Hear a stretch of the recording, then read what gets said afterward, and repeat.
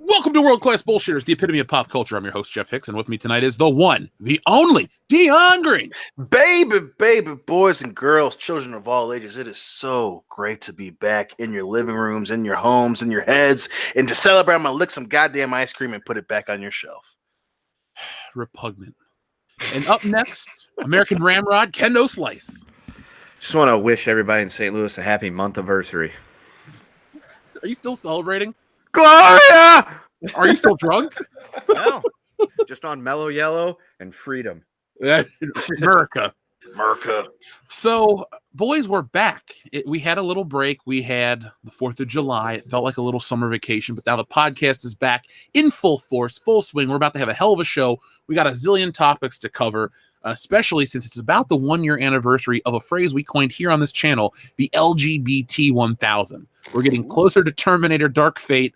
It looks dumber than ever. And the outrage culture. Outrage alert. Yep, outrage alert is right. That shit is in full effect. So before we start any of this fun stuff, let's give a quick shout out to our newest patron. So it's been a while since we've had a show, so we're a little backlogged. But here you go, Kendo. Here's the name I refused to read until I read it on air for you.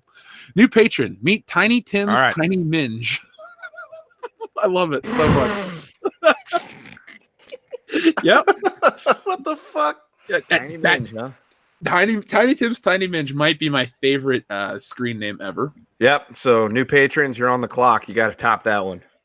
We also want to thank our friend, let's see, Normie Claus. We also want to thank Carl the King, 66. And let's see. We also had our friend Darth Tico and Brian Sanders up their pledges quite a bit. So thank you very much to you fine gentlemen. Darth Tico, you will be on a stream with me in the future. You know how to contact me. But yeah, folks, last night, Salvador, one of our biggest listeners on the channel, called in his Patreon card, and he had a live stream with me. And usually a patron streams about an hour to 2 hours, sometimes maybe 2.5. Ours went for almost 5. And normally, when you have a live stream that's almost 5 hours long, you run out of steam.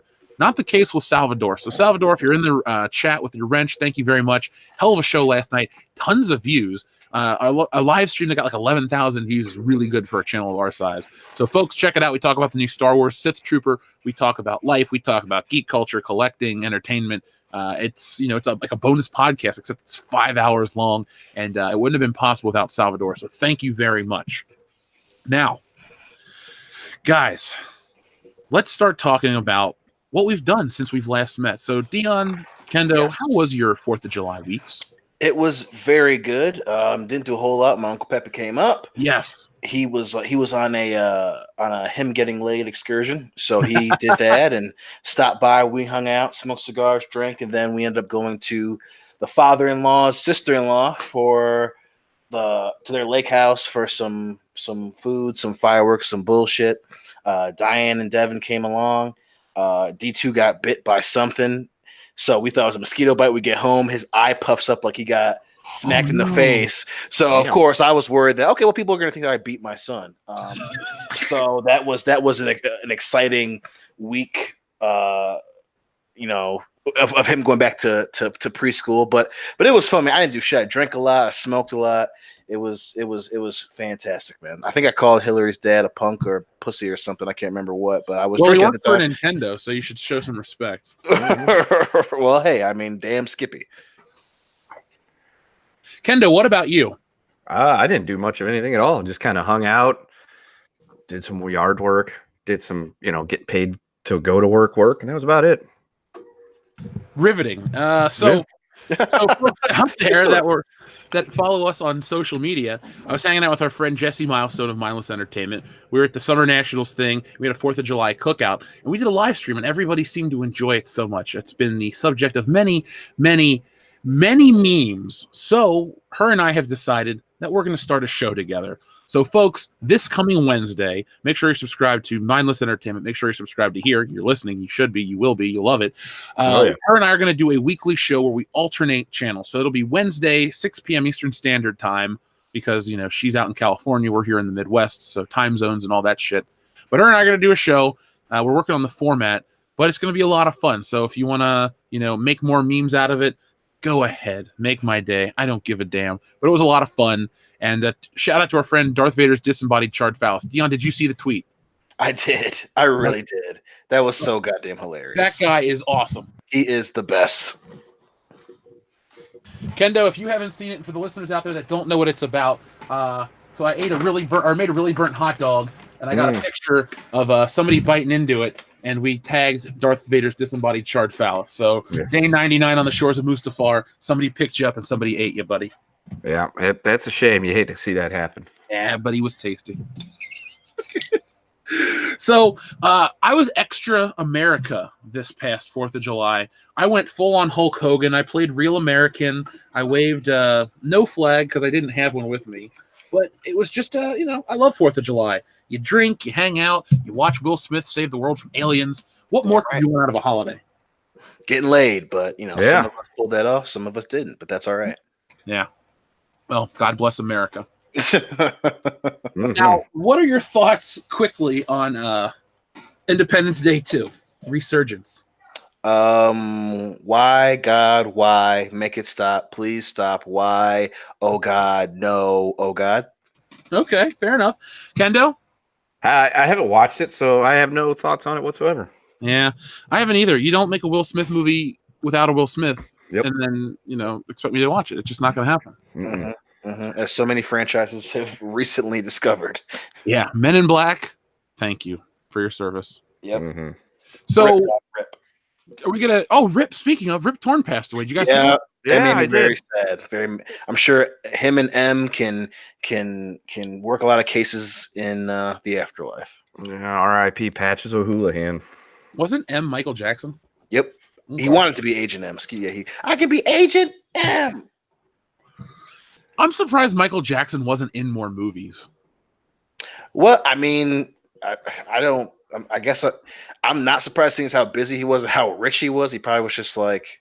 Well, he tried to buy Marvel Comics at one point and play Spider-Man. Like he tried to buy the actual just company outright. Yep. Yeah. Oh boy. And I almost kind of wish that would have happened. And then he bought the rights to the Beatles just because he wanted to save it. He didn't want someone else to get the rights to him. So the other person was Paul McCartney. Yeah, a guy in the Beatles. Yeah, he undercut Paul McCartney and bought it out from underneath him. I don't think they were ever friends again. No, that was the end of that. They had a really shitty song. Yeah, the girl was his, and he stole his fucking catalog. So there you go. Mm-hmm. Well, bought it. You have the receipt and everything. Well, yeah, but still, it's that man's music. Yeah. Hey, thank you for buying the Beatles. Would you like your receipt? Yeah. So Kendo, we were trying 2 new things on the show. First off, our polls. Yes, our polls, all 3 of them. So we started a poll. Well, when was Michael Jackson's 10th year anniversary of his death? That was mid-June. A couple weeks ago. We're like a month it was behind. May, I think. Yeah, I think it was May. I thought. No, it's in June. We were still in school. I want to say. No, we weren't, because it was when I was on my weekend vacation a couple weeks ago, and I was working for 7-Up in the car. I remember hearing about it on the radio. Oh, because we were friends, but we weren't like what we became friends. Right. We weren't the world-class sons of bitches we are today. Yeah, because like we had already done I'm gonna hang out with you every Monday from 11 till 11, and then I'm gonna hang out with you on campus. But then it would take another year for us to go, hey, Jeff, come on over and drink at my apartment. Damn right. Everything would be better. So no, folks, we have these weekly polls we're going to do. We did Michael Jackson. We did our best superhero ending. And then this week, we're going to post a poll. Should I post it now?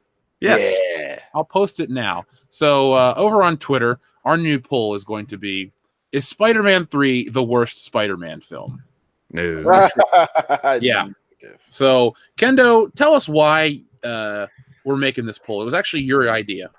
Yes. It was Monday night when we were having our business meeting, and I had mentioned that I'd watch Spider-Man 3 again. And as you know, I have said it before, the only reason why I own it on Blu-ray and watched it a second time, aside from the first time in theaters, was because you guys did your commentaries over it a couple years ago, and I wanted to be a part of watching it with you and thought, I'll give it a shot. Maybe Jeff hates the same things I do about this movie.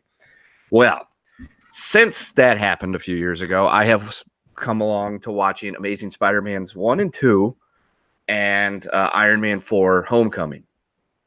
So I thought, you know what? I'm going to watch the original Raimi trilogy again sometime. And a couple weeks ago, I did that. And I watched the first two. And then I was like, I'm not going to watch three. And the next day, I decided to watch three. And after having watched it, while I'm watching, I'm going, this really isn't that bad.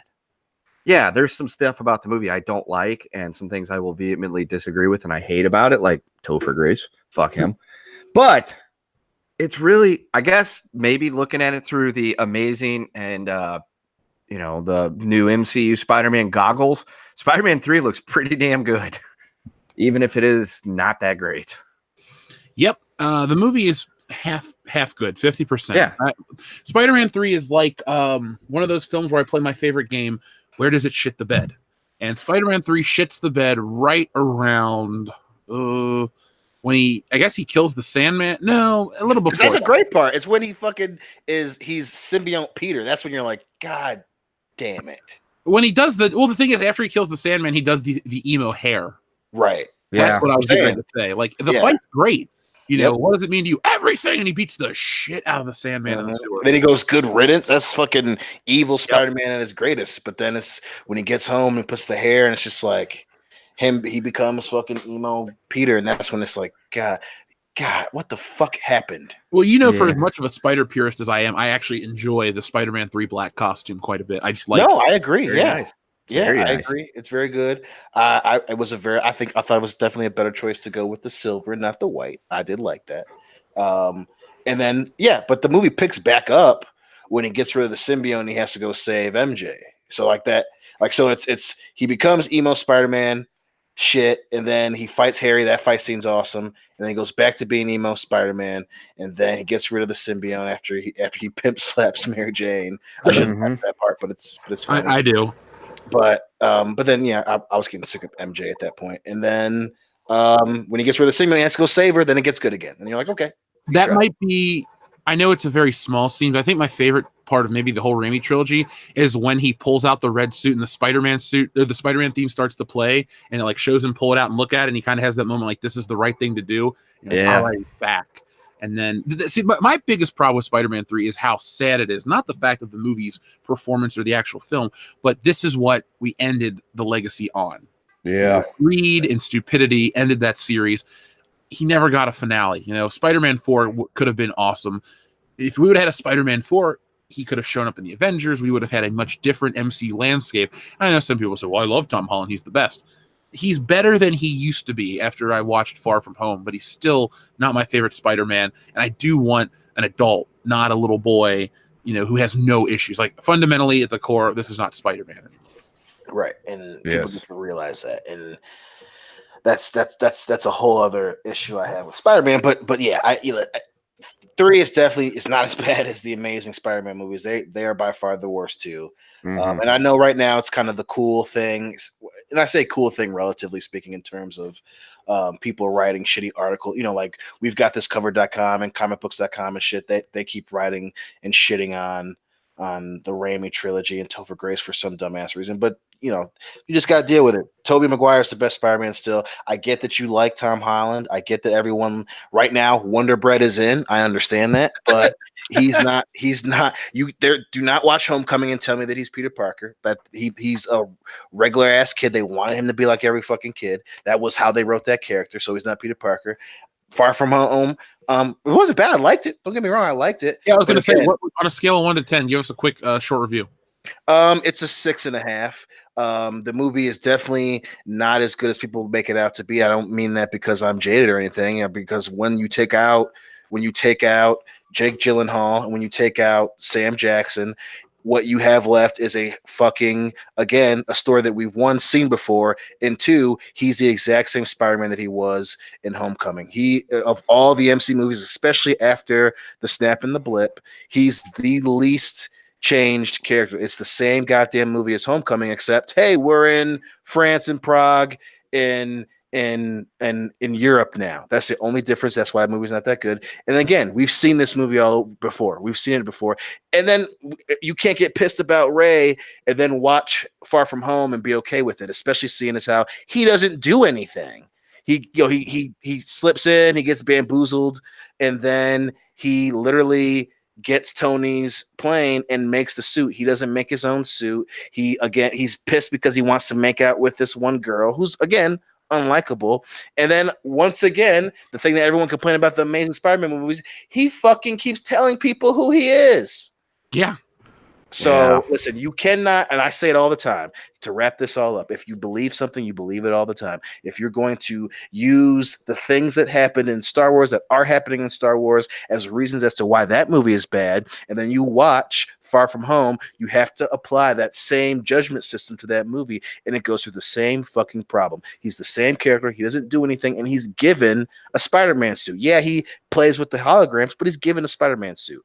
6.5, easily. What'd you think of the post credits? The first one. First one was awesome. I thought that was dope.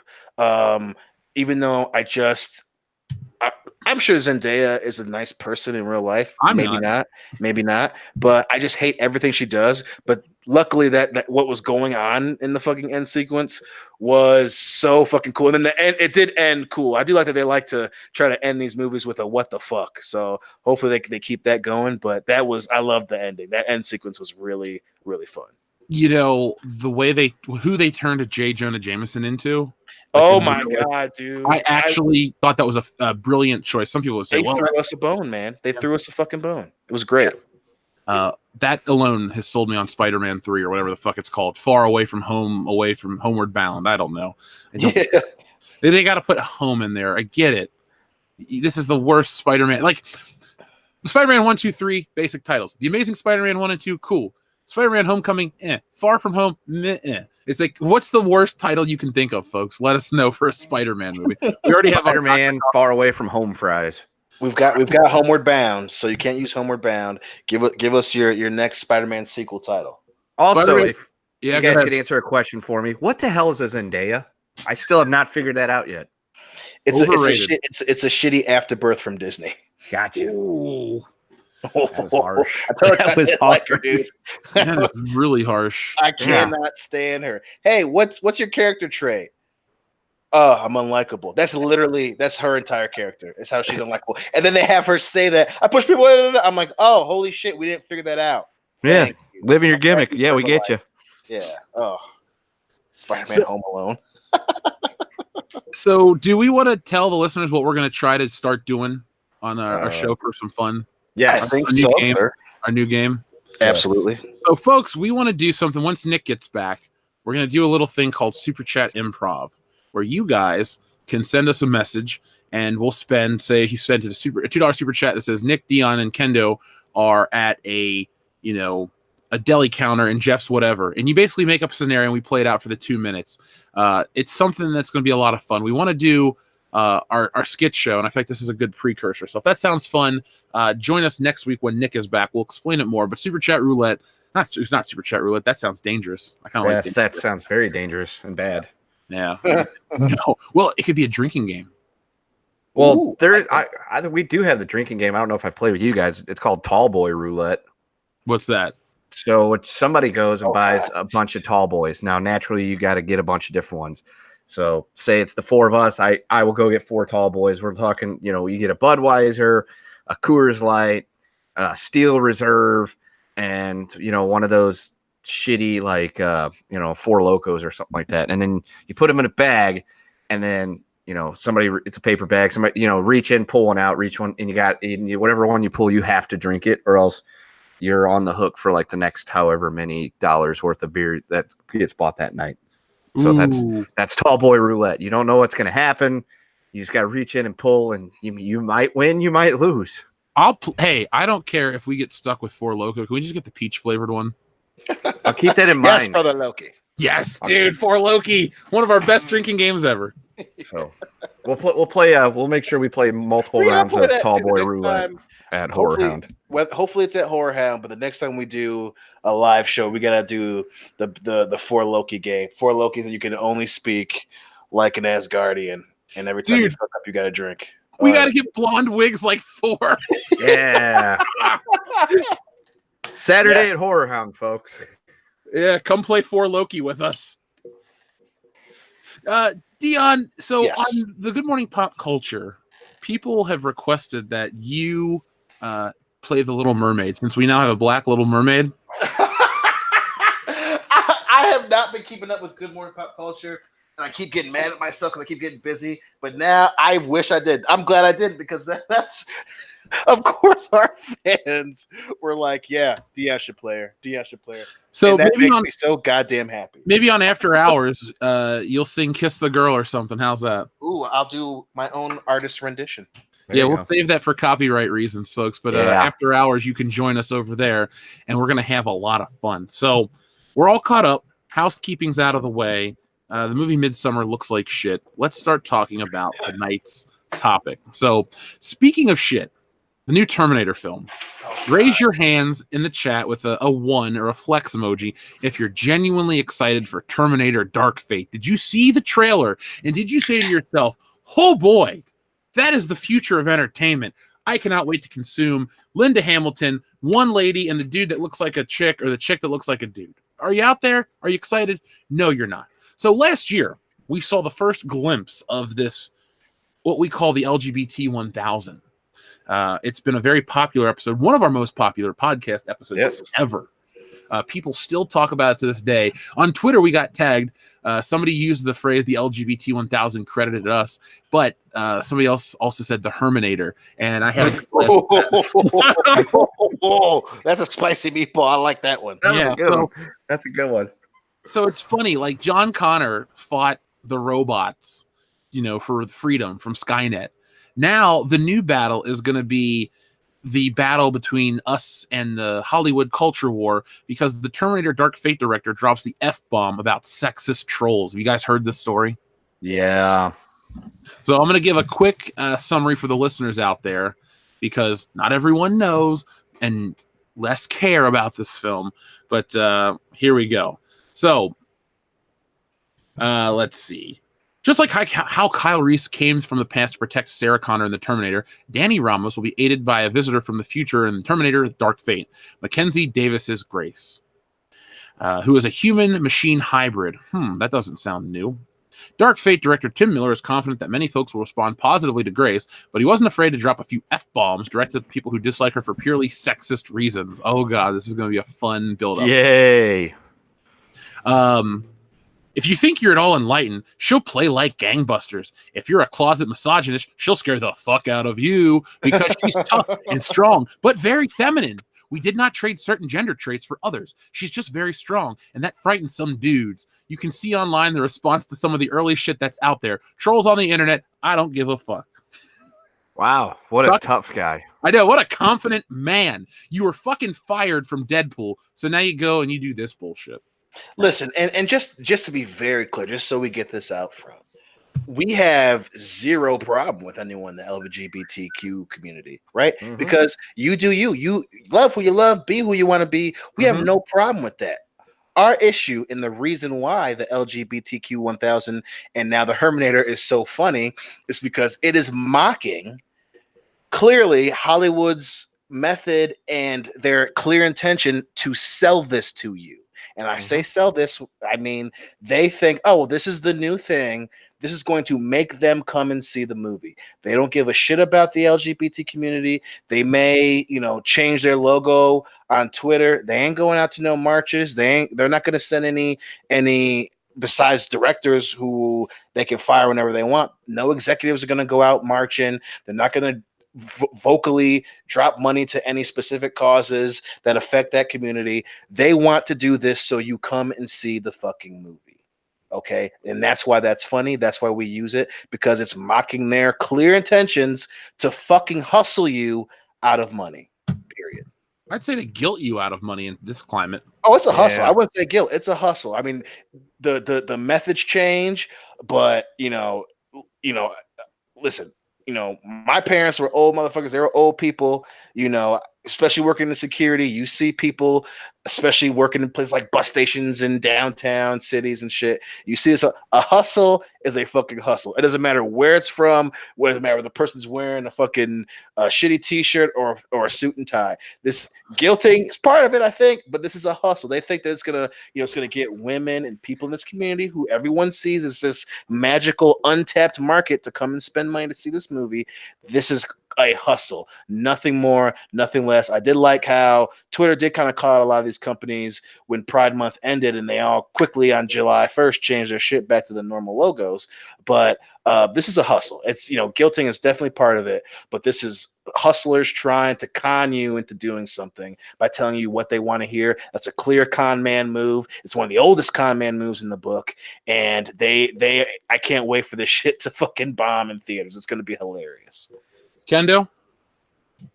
I can't really add anything to that. Dion pretty much said it perfectly. That's exactly what it is. We're going to show you how awesome and progressive we are. At the same time, we're going to do it in a way to try to trick you and make you think that you have to be able to see this movie, or else we can label you something that you don't want to be labeled in public. Mm-hmm. Hey, if you don't watch this movie, you're an ist. Mm-hmm. Whatever ist we want to call you, because you didn't like it.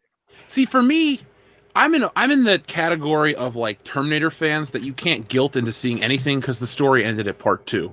Right. I know people love to use the excuse, well, Terminator is the story. It's a strong female story. It's this, it's that. Let me be honest with everybody that wants to jump on that bandwagon. It's an Arnold Schwarzenegger movie. Yes. Linda Hamilton wasn't the fucking star of the film. I don't care what Sarah Connor was this and that. No, Sarah Connor was just Sarah Connor. It's an Arnold Schwarzenegger flick. T2.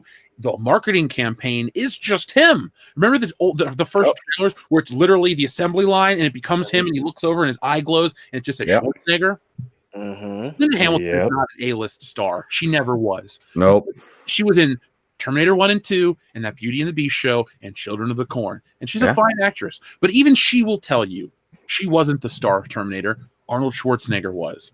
Yeah. And these Terminator movies fall apart because he's too old to play a killer robot. And everyone identifies the Terminator with him. It's not James Bond. It's not other characters that were, other actors play them. It's him. It's his role. Mm-hmm. Mm-hmm. And to piggyback off of that, we've talked about it multiple times on this show. We love Sarah Connor. She's a great character. Well, she's a great character in 1 and 2. And 2 is the best version of Sarah Connor. Mm-hmm.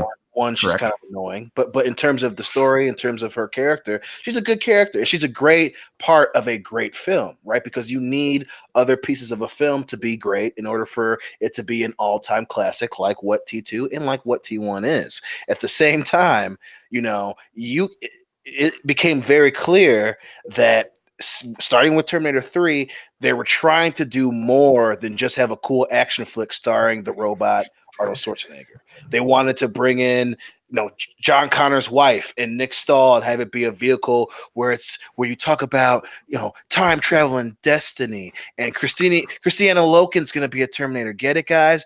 Because she's a chick. And then they threw in the boob thing. And then it didn't do well. Then they waited till Terminator Salvation. And Sam Worthington was hot as shit. So they wanted to use it as another vehicle for Sam Worthington and feed off of the Christian Bale phenomena that was happening at the time. And sure enough, it became about Sam Worthington giving Christian Bale his heart in the end, because what does it mean to be human, even though they tried to slide in Arnold Schwarzenegger at the very end. So they tried. Every movie did bad, and we're not even going to talk about the other ones because fuck that shit, but every movie did bad because they tried to slide in Arnold Schwarzenegger as a back-end character, but they try to use it as a jumping board for every other character in the franchise, when, like you said, it's always been about Arnold Schwarzenegger, the action guy that killing motherfuckers. That's what it's supposed to be about. Plain and simple.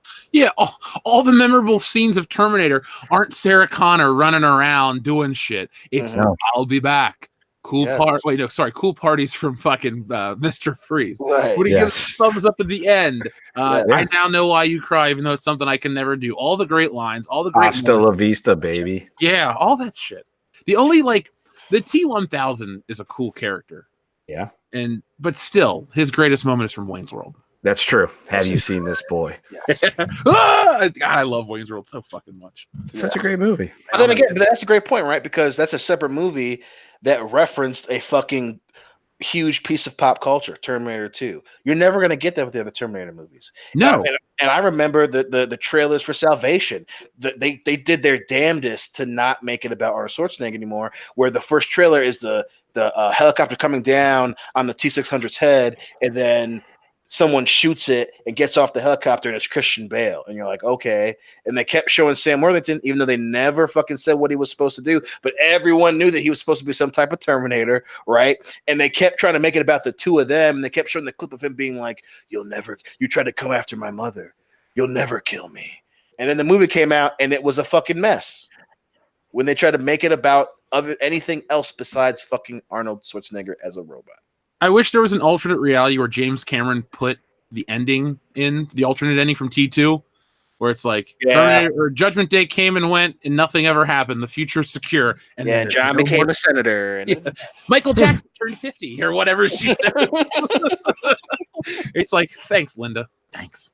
Slamilton. Yeah, I know. But all of this stuff just comes out from these directors, this anger, this hate. And like, look, Hollywood, Twitter's not going to make you $1 billion box office. This Terminator movie is coming out in November.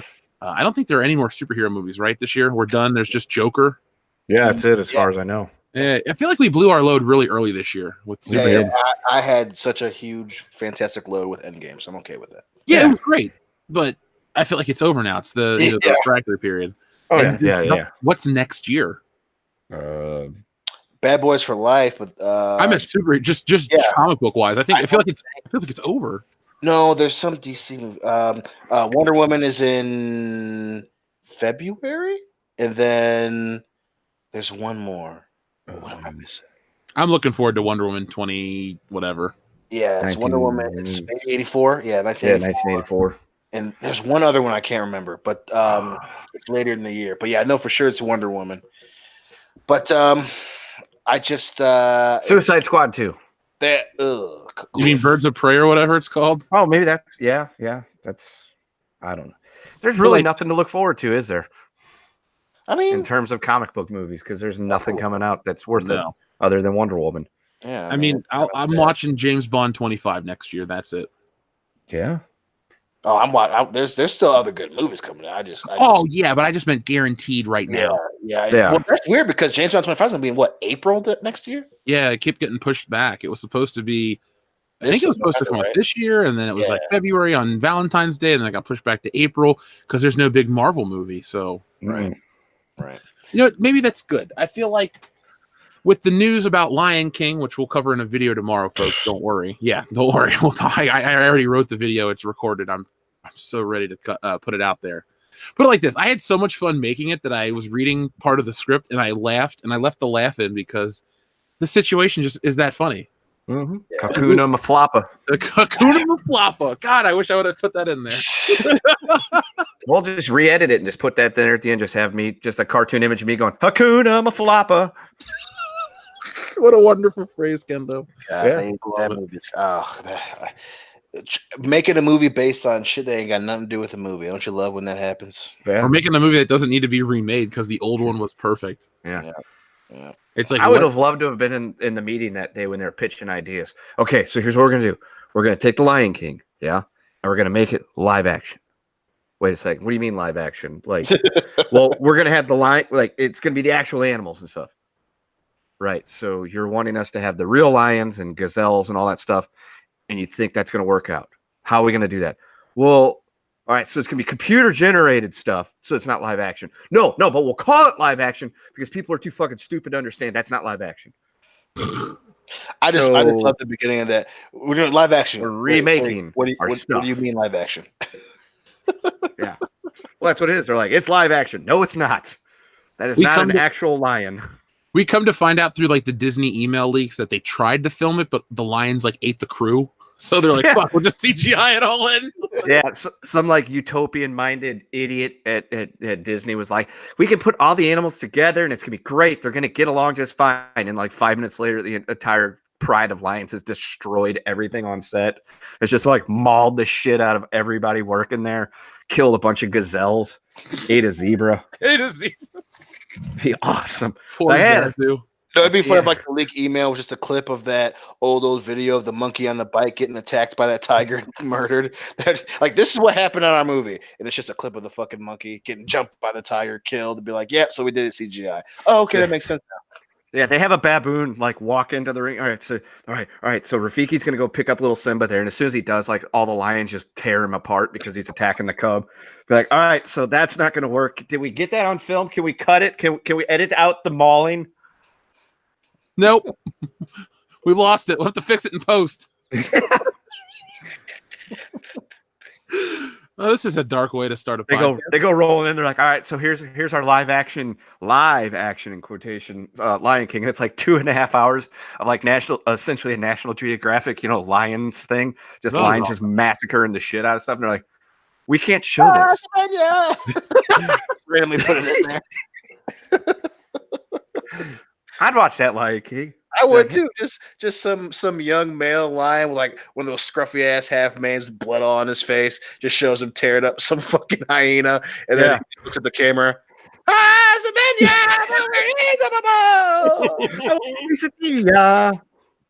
Oh shit. God, I wish we could make movies. Dude, if our version of the Lion King would be a $1 billion box office hit. I dare say it's to be the first $1 trillion box office picture because it's going to get repeat views out the ass. Oh, yeah. We're going to play every role. The four of us are going to be everything in that movie. People are going to be like, hey, guys, you want to go get high and watch The Lion King in theaters again? Yeah. Yeah. And the best part is, like, we'll take turns playing Rafiki. I think Nick would be the perfect Rafiki, though. He was. Yeah, I know. A really extra small pair of blue underwear on him and just put them on. Boom, he's Rafiki the whole time. All right, so he's Rafiki the whole time, but then we rotate roles. And I will play like Mufasa and Scar, so that'd be hilarious. So you're gonna throw yourself? I'm gonna throw myself off the cliff to be stampeded. But it actually shows you like being in one position and then crawling to the one on the cliff. You're like, okay, hold on. All right. Yeah, all right. Exactly. Yes, you're it'll like, be brother, awesome. help me. Okay, hold on. Let me. Folks, if you want us to make our own version of the Lion King, you know what to do. Yeah, we really need our skit show. The phone lines are open. I just had a mental image of that. That's not the reality we live in yet, folks. Not yet. Time will make it happen. Oh, yeah. So let me see what some of these people are saying, because we got a lot of super chats that rolled in. Want to give some time to our people. By the way, we're going to be talking about the Disneyland Brawl. Dion, you brought that up. You've been wanting to talk about that desperately. So stay giddy. We covered it on the High Council. We'll give the WCBS take. Raiders of the Lost Flicks, thank you very much. He says, the T1000, anyone? Shout out to my Fandom Menace peeps. Brian, Pete, Monica, Tap, Frank, and the fan cast. Hoorah! Well, he gave a shout out to Channel Dad Brian Lape. Should we have read that on air? Why not? I mean, he'll get mad about something else. Yeah. Hashtag Lape is anus. By the way, what? So yeah, that's right. Lape is anus. Raiders of the Lost Flicks. Just when you talk to Lape next time, just say Lape is anus, and he'll go, you talked to the guys on the show, didn't you? And you'll go, yes, I did. We love you, Channel Dad. Logan Michael, Anti-Funko Pops, says, hey, guys, I can't stick around because I'm about to see The Art of Self-Defense. Just wanted to remind you that A24 and Pops are gay. Also, Dion, horse. Fuck you. Hey, be nice to Logan Michael. He's going through a rough time. The Friday the 13th rights are getting revoked, and all of his Jason merchandise is going up in price. Damn. Yeah. Still fuck you for the horse thing. Dude, loving way. Speaking of merchandise, I got more Beverly Hills Cop stuff in the mail. Nice. Oh, man. That's awesome. So I got so we wouldn't remember this because we weren't alive. Well, Kendo would have been alive, but he probably doesn't remember. But have you ever seen the old Paramount videos? They put out a Paramount video, and then the next year they put out the collector's edition. It would be in a black box with like gold foil on it. Yeah. Oh, yeah. I got myself a wrapped copy of Beverly Hills Cop in that box. Nice. I got a near mint release of the first VHS release. I got an Axel F single record. I got a couple other things. So the collection grows. And then our friend Cesario Japan, like I told you guys, the Laserdisc set. Holy shit. That's awesome, dude. Mongo V, thank you very much. Yo, WCBS crew, I have a question for you guys. What movie series had the most dangerous fictional job for regular people? Examples: Ghostbusters, Men in Black, Agents, Jurassic Park workers, etc. That's a good one. The guys in Saving Private Ryan. Cool. It seemed pretty dangerous. We get it. I'm going to say the oil rig crew from Armageddon, because one day they're drilling oil, the next day they're in space. Yeah, and a storm come blowing up and blow you off the platform. I'm gonna have to say the soldiers in No, fuck that. I take that back. Being a cop in old Detroit, fucking Yeah, there you go. Poor sneeze- Murphy. You fucking sneeze, your hand's gonna get blown off by the dad from that 70s show. And if you happen to make it, you're gonna get fucking to a goddamn random firefight with a drug dealer because RoboCop's going off just fucking shooting people in the face. Or you get fucking murdered by some other giant ass robot that OCP made, mainly because fucking the dad from the other show who ended up screaming Dick Jones. No, wait, that's Dick Jones. He fucking hates everybody. So it's dangerous being a cop in old Detroit. Yeah, I would Bowden was also a dick in Detroit. Yeah. I would also argue that being a Death Star employee in the first Star Wars movie would be dangerous as shit too. Because Just working for the Empire in general. yeah, You're not going to have a good time. no, survive the first Death Star explosion. Well, guess what? We're building another one, and you're part of it. Damn it! Think of all those contractors. I was That's 2 right. days from vacation. A roofer listens to his heart, not his wallet. I want to watch those. I'm going to bring the Kevin Smith movies to Horror Hound. We probably won't watch them, but it wouldn't be bad if we were coming back from a long night. We popped on Clerks. And just No, we should watch at least Clerks. I'll have Nick bring his stuff to the table, and we should just have like a tablet with some movies planned for the hell of it. We'll have a Bluetooth View speaker. universe. Yeah, we'll run through the View universe while we meet listeners. Okay, I'm down with that. But I think, my answer is definitely going to be Armageddon's oil rig guys, because some of them died. That's right. Mhm. By the way, I've been watching Con Air, Dion. Yes, sir. Love that movie. I fucking put the bunny back in the box. What's the best Nicolas Cage summer blockbuster? Con Air, Face Off, or The Rock? The Rock. The Rock. I love The Rock. As much as I love Con Air, it's a close second. I can't get enough of you. You're the Rocket Man. Yeah. I don't like soft shit. I'm torn. I don't know if it's Face Off or Con Air because, dude, what's it? Castor Troy is just a great character. He is. Like when he comes in dressed as the priest, Yep. he's Ollie Loon, he grabs the woman's ass. He's like, oh, All three are great choices, and you couldn't go wrong with any of them. yeah. I want to watch all three of them right now. I do too. What I do like about Con Air is it's definitely a remnant. It's like the most 90s of the three because it's got the racial stereotyped characters and they all got like these extravagant backgrounds and all this shit. And they all got their really shitty cliched lines, but it was fun. It's so fun. And then you've got 90s John Cusack, who you're like, I don't believe you could win a fight in this movie, but for some reason it fucking works. You got O'Brien from fucking Star Trek as being a dick the entire time. Oh, And then yeah. And then you've got just the terrible one-liners throughout the entire movie. I mean, it's the perfect 90s movie, dude. Oh yeah, definitely. It's great. Sayonara. It's like, ugh, who wrote that part? I just love the end where like Cyrus, Grissom, and they chase him down on the fire truck, and then he gets his head stuck in that rock smasher. Yep. Yeah. And then that stupid Leanne Rimes song plays. And then the scariest criminal in the whole movie is just sitting playing fucking blackjack. Steve Buscemi is scary. This gives me an idea. So you know how we were talking about the idea of bringing back like drunken commentaries, like live drunken commentaries? Yeah. Why don't we just watch all three of those one evening? Ooh.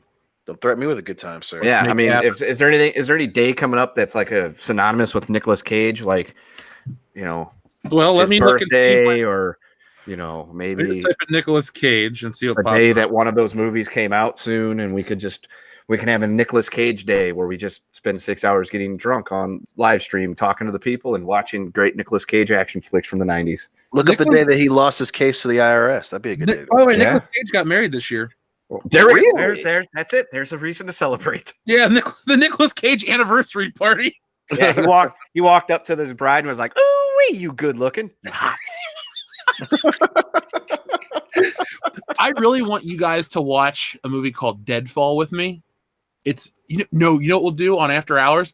We'll all sync up the YouTube clip and we'll watch it together. Okay. Okay. Just be prepared. Let's see. Con Air came out in obviously 97. Yeah. Let's see. What is it? I'm trying to get June 2nd. So we kind of missed that one. You missed that one. Let's see. Face Off came out obviously in 97. Yeah. And that was out June 19th. God, whoa. Holy shit. That can't be Nicolas Cage had a huge June 97. I know, right? Nobody had a better June 97. No one, dude. No. We challenge you to find somebody that had a better June 97. Nicolas Cage also likes Asian women. I mean, who doesn't? Yeah. I was saying he has two. His former wife was Asian. His current wife is Asian. He was also married to Patricia Arquette and Lisa Marie Presley. Well, I mean, we all saw Bangkok Dangerous. I'm assuming he loves. No, not all of us. Some of us have, this little thing called self-respect, Dion. I don't know, man. You haven't lived until you've seen Nicolas Cage playing Bad Lieutenant with his weird. I have seen it. Try to have Cajun heroin. His soul is dancing. His soul is breakdancing. Shoot him again. Oh my god, the best one seriously is either Vampire's Kiss or Deadfall. I can't repeat the shit he says in Deadfall.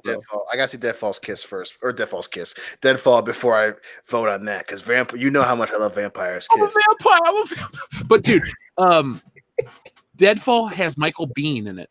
What? It's Michael Biehn and James Coburn and Nicolas Cage, and we'll watch. Michael Biehn is in The Rock with him too. Mm-hmm. Shit, maybe we should have a Michael Biehn Nicolas Cage tag team match. Yeah, he's the head Navy SEAL guy. Yeah, I cannot give that order. Ooh, Bang. Navy SEALs. Yeah. Let's see. Our friend Thunder Robot says it wasn't Fury in Infinity War, and that explains why the pager was never used before.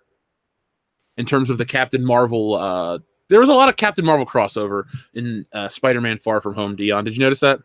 I did. Listen, just, at the very least, it makes me happy realizing that she was not in Endgame and that they are reevaluating her place in the MCU. So, I agree. Now, do you think that Thunder Robot's statement about it being the Skrull Nick Fury was real, or do you think it was really him and Maria Hill, and they went off after the battle? Well, I think it was really him and Maria Hill, because they specifically showed him and Hill, but no other Shield, no one else was around, so it was only just him, Hill, fucking Mysterio, and I think that it was really him and Hill because they were on the bridge of the helicarrier. He's making calls to the Security Council. I think them being by themselves was kind of the telltale sign. Not that Shield would know the fucking difference, but yeah, I think that it was definitely a little play on the environment, little cinematography magic. Yeah, I'm gonna stick with it was really them.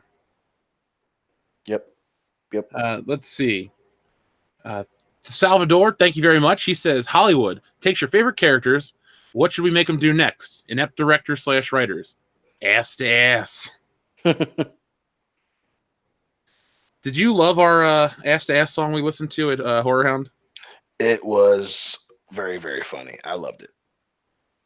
Yeah, I put it on one of our after hours. Did you really? Yeah, like one of the after hours. It instead of like Axel F, which always plays us out like a specific version from Beverly Hills Cop 2. All of a sudden it goes song just goes ass to ass with you. And then it just plays the whole song. Hearing that still makes me fucking laugh every goddamn time. I love how that guy kind of looks like Willem Dafoe, but it's clearly not ass to ass. Just imagine that song with Green Goblin's, that crazy Green Goblin smile he has in Spider-Man with the eyes open in the face. And just imagine that face, ass to ass with you. Like, oh, MJ and I are going to have a hell of a time. You want to go ass to ass, Spider-Man? Oh, my God. I can't get into that one now. Because we'll start going all the applicable ass to ass scenes in Spider-Man. That'd be fun. Yeah. That should be a video title that no one will watch. Dr. Everyone will watch. Everyone. Dr. Coffin now says Bad Bond 5. In for a penny, in for a kill. So Dr. Coffindales has been trying to come up with the absolute worst James Bond titles. And the one he came up with last night was actually pretty good.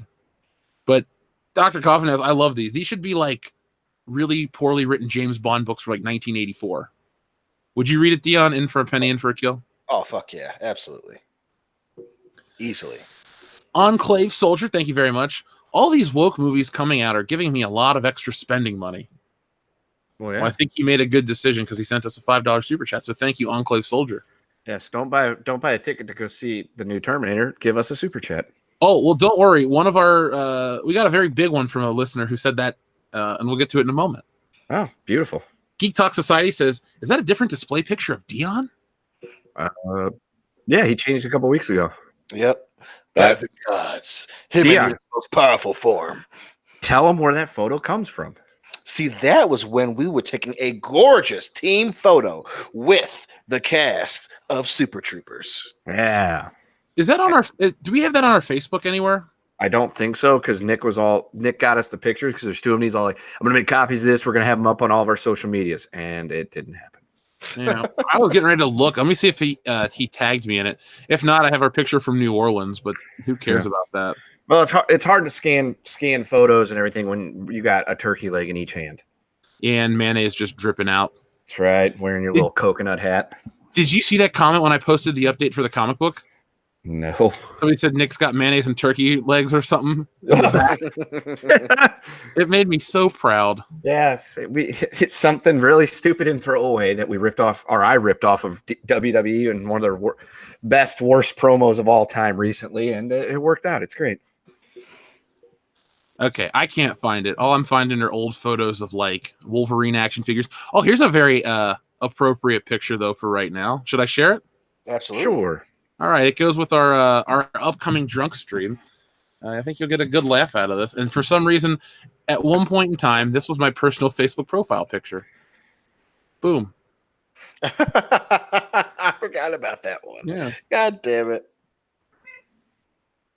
Yeah, so Nicolas Cage is the queen. Yes, queen. Yes, I remember that one. That was great. Oh, that's so goddamn funny. I know. I love Nicolas Cage. He's the fucking man. He's the fucking man. A, B, C, D, F, E, F, G, H, I, J, K, L, N, O, P. How'd I get burned? How'd I get burned? We'll do I still have to watch that. Oh, dude, it's so dumb.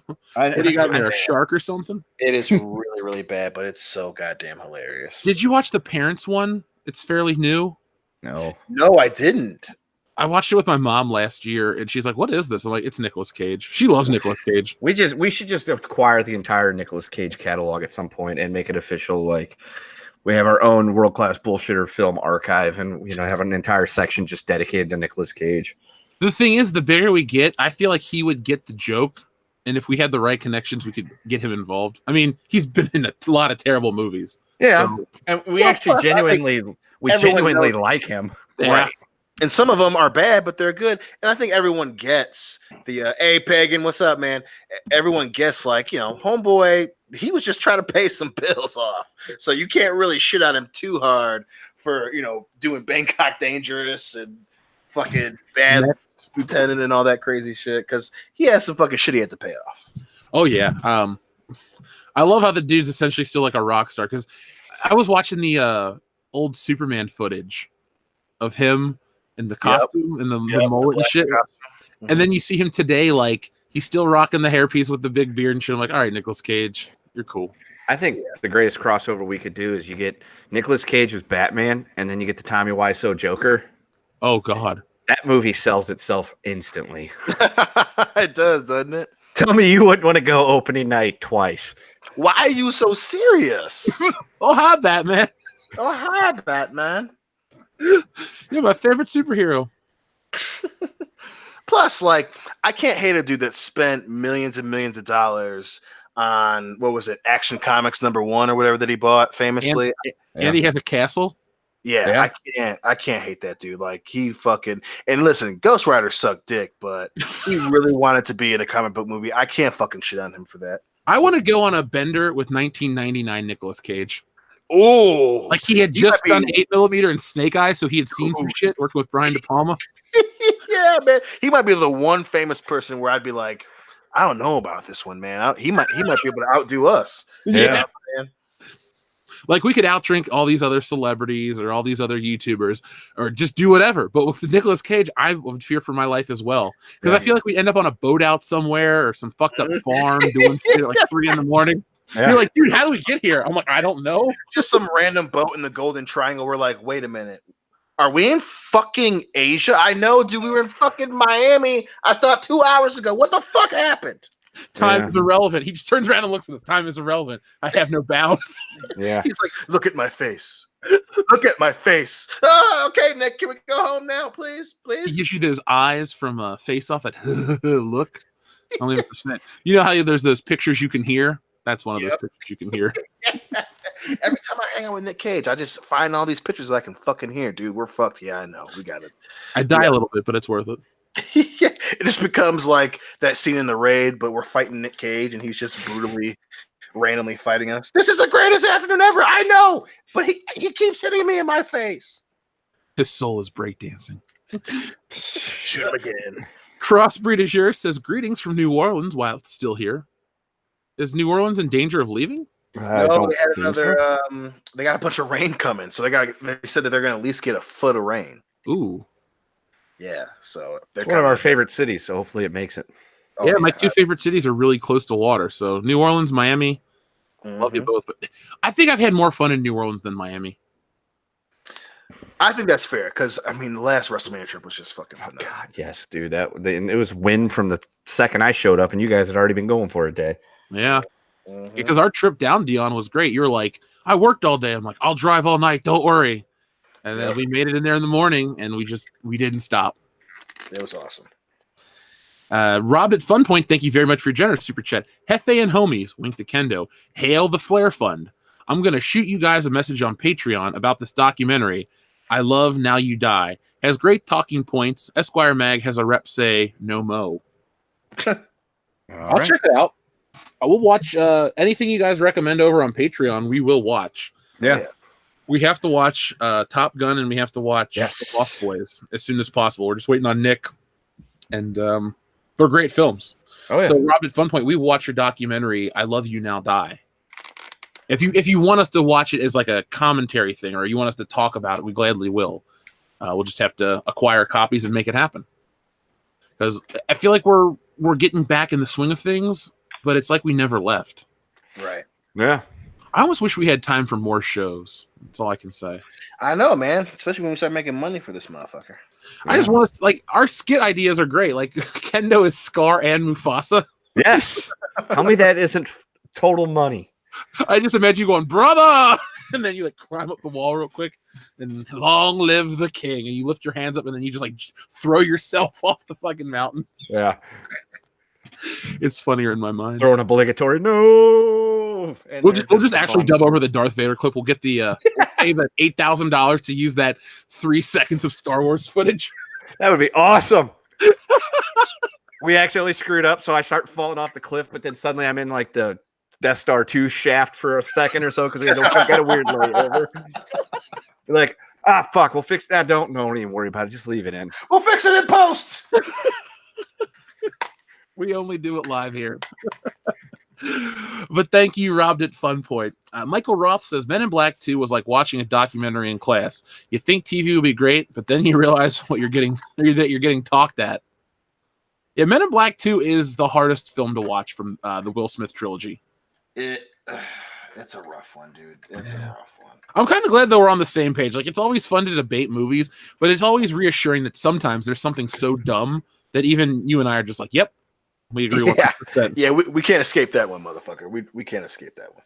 It's like we could sit and argue, like, oh, yeah, Terminator 1's better than Terminator 2. We could have, like, an honest debate. But no, you can't argue. You can't bullshit me that Men in Black 2 is better than maybe International, but I'm not going to give that my money. Right. I'm going to wait for that shit to be free on Redbox. Yeah. Have you heard about the Disney Sony deal that if Spider-Man doesn't make $1 billion, the rights go back to Sony? I saw that, which I can't really see Sony doing. I mean, I wouldn't be surprised. It's Sony, and in the last few years, they don't make the best business decisions. But no, the question is, do you want that to happen? I don't know, man. I don't know. I mean, after seeing Far From Home, and I don't know, man. I don't see it happening, especially with now they have a clear shot to make Spider-Man the face of both the comic books and the movie franchise. But again, it might not be a bad thing. I mean, the way that things have been going. But then again, if Spider-Man leaves, they're gonna, do they put all their eggs in the Captain Marvel basket? And that's a future that I like even less. Yeah, that's a basket we don't want. No, basket case. I would love if they do a Spider-Man movie with Captain Marvel where he basically just talks shit to her for 2 hours. That'd be great. Yeah, and then she's like, "I'm gonna punch your face off your face." He's like, "Shut up," just right. I don't think he'll call her a bitch. We get it. You want to be a badass, but you being unlikable is not a fucking superpower. Nope. It was reassuring. So my mom had a birthday party last week, and we're all hanging out, and my cousin's daughter was talking about Marvel and how much she's excited to go see Spider-Man, this and that. And I was like, "So what'd you think of Captain Marvel?" And her face just stopped moving. She's like, "I didn't like it at all." Really? Yeah, and this girl's 13. I didn't have to prompt her. She's never listened to this show because clearly we're not for that kid. No. And, she basically reiterated all the points we talk about. She's not entertaining. She's not a good actress. And I just keep hearing that from people. And it's, I don't need to, further our agenda or further the talking points. I'm like hearing that from people in the real world. When I went to hang out with Jessie up in Columbus, her friends were talking about how much we all love Marvel movies and how much they all hated Captain Marvel. Like, no one is going on about, "Oh, Captain Marvel was great. These were dudes. These were women." Everyone shit on it. It's so bizarre how it did so well. I mean, people are blind. They'll be led into whatever. But, there's no way they're going to do it again. Right. Well, I mean, at least we hope not. At least we fucking hope not. No, I mean, they won't make $1 billion next time. No, probably not. Oh, right. No, for sure. They'll make another movie, but they'll. There's definitely gonna be another Captain Marvel movie, but it won't be anywhere close to as successful as the first one. No, it'll be like a. What's a good drop off? Like, I don't want to say RoboCop to RoboCop 2 because RoboCop 2 is not that bad. Yeah, no. RoboCop 3. Well, it's not even the same RoboCop. I mean. I mean, I know they're not sequels, but we can always say Batman to this DCEU was always a crazy fucking drop off. But yeah, I'm trying to think of it is really actually difficult to think of a sequel where the drop off in the next one was so fucking far. Mm-hmm. Usually there's a drop off, but it's not like as big of a drop. Now, if you go from like the first one to the third one, there's usually a huge drop off. Right. But it's like that's some unprecedented shit. I mean, maybe Jurassic Park to the Lost World. I don't think the Lost World was nearly as successful as Jurassic Park. Remember, The Last Jedi lost $750 million from The Force Awakens, so it's true. Big drop off. It's still a lot of money for both pictures, but it's a big drop off. No, that's a good point. I keep forgetting how much. I always forget, especially how much money The Last Jedi lost, which makes it even funnier when they're like, "Oh, well, no, it's a good movie." You're like, it lost $750 million, guys. Yeah, comparatively speaking, it brought in that much less. Right, the box office. Like that's yeah. It didn't bring in more than the one before it, dude. It didn't bring in more. So. McKinney 90. This is the perfect transition to talk about our poll in a second. McKinney 90, thank you very much for a generous super chat. I agree with Kendo on Spider-Man 3. Every scene with Topher Grace was terrible, and the emo Peter scene were cringeworthy, but it picks up right back at the third act. I'd rather see that versus the Amazing Spider-Man 2. I agree completely. Topher Grace was a terrible casting choice. Mm-hmm. Even Amazing Spider-Man 1. I mean, we've talked about it multiple times. I took Hillary to go see that, and we were literally like, we could feel how long that movie was. So, it's 3. It's good, really bad, and then it picks back up again. God damn, Amazing Spider-Man movies are so bad. Well, let me give you my quick introduction to Amazing Spider-Man because it goes back to when I lived with you, Dion. Oh. So when I lived with you back in 2011, I'll never forget. I woke up and I was on my computer and they're like, here's the first image of the new Spider-Man film out next year. And there's a picture of Andrew Garfield in this really bad suit with scratches across his chest. And I was like, this looks terrible. So then 2012 comes. We're already post-Avengers. I'm riding the high. Still, I go see The Amazing Spider-Man. Didn't like it. But I bought the video game. And it was actually a solid video game because it takes place after the movie. Mm-hmm. And in that game, you could wear the Sam Raimi costume. So I was like, cool. I like this game quite a bit. Then we move over to Amazing Spider-Man 2, and that is the worst Spider-Man film of all time. It is unwatchable. I didn't even see it in theaters. That is the first of 2 Spider-Man films I did not watch in theaters. I didn't see that. I didn't see Spider-Verse. Now, I will give Spider-Verse a watch because I want to do a review of all the Spider-Man films this month. I just recently saw it. So it's on Netflix, so that's why I'm not worried. I'm not going to pay for it. Yeah, it's. But Spider-Man 3, you know, it has its moments. That music that plays for the symbiote, that like darker music, it's good. The presentation's fine. The effects look great, most parts.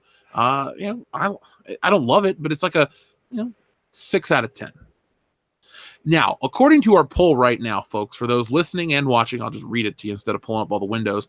Is Spider-Man 3 the worst Spider-Man film? Hashtag Spider-Man on the World Class BS poll. We have 6 days left. So you guys that are listening in the future, find us on Twitter and you can vote for a whole week. That's how we're going to do our weekly polls. One whole week from when we announce them on the show. So with 34%, no, Spider-Man 3 is not the worst Spider-Man film. 22% say yes, and 44% say Andrew Garfield. So, yeah. That's fair. I will take, because I will take it's Amazing 1 or 2 for worst Spider-Man movie. In fact, I'm going to put Spider-Man 3 in right now to have in the background while we're doing the show. Now I'm going to want to do an impromptu commentary. Don't. We'll save it. We'll save it. We'll put it in. No. I don't care because you could talk about it in passing. First, that's what she said, and secondly, I'm still gonna put. God damn it! I'm still gonna watch the movie in the background, but I'm saying we'll save the commentary for a later time. Yeah, because we'll do the whole trilogy together. I'm going in, Jeff. I'm going in raw. Look at the size of that thing. Cut the chatter red too. Anyway, the Walking Dude says the only thing I'm jazzed for this summer is Tarantino. Are you jazzed for that, Dion? Once Upon a Time in Hollywood. I want to see that movie so good. I don't even know why I'm so excited, but I want to see that movie so bad. I am too. Now, you brought up Tarantino in our pre-show notes about the Tarantino Star Trek. What have you heard? So far, it's not anything confirmed. I just want to preface it with that, which I was kind of disappointed in. But he was, IGN was the report that I saw. I think he was talking to Haywire or something. And when asked about Star Trek, he said that if he were to do it, he would definitely want it to be rated R. For sure, he would want it to be rated R. Now, he said that he has not had the chance to look at the script. Apparently, the guy, and for the life of me, I can't remember his name, but the gentleman that wrote The Revenant has penned a script for Star Trek. And apparently, it is a script that is rated R. But Tarantino has not had the chance to look at it because he's been doing all the promotional stuff for Once Upon a Time in Hollywood. So until it's confirmed, I'm not going to get too excited. But from his own mouth, he would definitely want it to be rated R. And all it takes is him reading that fucking script from a guy who won a fucking Academy Award with The Revenant. Did you get all that? I was asking a question as my mic was still muted. Shit. So, will this film happen? Yes, quite frequently. Will this be in the J.J. Abrams Kelvin timeline? I think so. I don't see Tarantino going through a whole other selection process to find another Kirk, find another Spock, find a whole new crew of the Enterprise. Now, that being said, if they decide to keep him, that's not going to be cheap because they all left. They all didn't like what happened in the wake of Beyond. And it would cost a lot. Paramount would be shifting out a lot of goddamn money to get them all back. I think it would be worth it, especially if it's a rated R script with Tarantino. Obviously, we can take overheads and bets on how many times the N-word gets dropped. But I think that it'd be worth it. I just can't see him casting a whole new Star Trek verse. But again, I wouldn't be surprised if he did. I think he could put together a very interesting crew for sure. Yeah, I'm over the Kelvin timeline, but at the same time, I do kind of want to see this movie. Yeah, because I don't hate Zachary Quinto as Spock. He's not the best, obviously. I don't hate him. Right. Yeah, I love him as Spock. Obviously, he's we're generations away from having someone be better than Nimoy. But Topher Grace. God, fuck Topher Grace. But yeah, I really like him. I love Chris Pine as Kirk. I think. One of my favorite scenes from the J.J. Abrams ones is the end of Star Trek 09 when he walks onto the bridge and he goes bones and he says it the way that Shatner would have said it. I love him as Kirk, so I mean I'm okay to see another one. But again, hey, 3 movies is not the end of the world for me. And plus, he just got done being Spider-Man for a little bit, so he ain't hurting. Tim Riggs, who we'll meet again in Indianapolis, he says, just straight up. Coming out with that attitude tells me he knows that he shot out a real gem of a movie. shaming people into seeing a movie didn't work with Ghostbusters 2016, Ocean's 8, and it won't work here. Oh, he's referencing the Terminator. Yes, our main topic for the evening. Yes. Yeah, absolutely. No, it won't. It's not going to work, Tim. You know this isn't going to work. But it's only when these movies are bad. Like, I'm trying to think of a great movie where they say something about this. Like, you know, they bring up the political aspect of it, and then the movie's great and no one gave a shit. Usually, if a movie's really good, people want to see it, you don't have to take the tactic of trying to shame them into going to watch it. Yeah, or lying to them. Like, you know, oh, Captain Marvel's a big part of this movie. Yeah, I can't think of one. A good one. I really can't. I think the closest thing. Even then they were just talking about Halle Berry. They weren't really bringing up the political fucking thing about it when she was in 007. But and again, that was a bad movie. But yeah, I can't think of a good one. I really can't. I know that they were. I know they tried a little bit of that shit with The Dark Knight Rises, but you know that kind of fell by the wayside since they were bringing up, you know, that Catwoman was going to be in it. But it's nice to talk about how bad Die Another Day is and how it's so great knowing that my best friend would never make me watch that in Beverly Hills Cop 3 in one day. Listen, that was fallout from New Year's, and you know I'm gonna get you back this year. We're gonna watch Alien Resurrection. No. And Total Recall 2012. Easy. What the fuck, man? Revenge, bitch. Revenge. God damn, that's mean. So easy. No, I don't actually want to sit and watch those films. We'll probably be tired as hell, so we're gonna watch. I don't know. We won't watch Sonic the Hedgehog. I'll tell you that much. We'll do the opposite of what we did that 1 year. We'll watch actually Beverly Hills Cop 1 and 2 and GoldenEye and fucking Thunderball. Why don't we just do an Eddie Murphy New Year's Day? That sounds awesome. I like the way you think, sir. What we should do is we should film it, and then we should call Kendo if he's off work. We can turn it into a channel thing. But yeah, please do that, because you know how I feel about Eddie Murphy. You hate him. That's right. I never want to watch an Eddie Murphy movie ever. I don't own any of them, and I never watch them. I had a Coming to America moment. I'll tell you off there later. It was pretty fucking hilarious.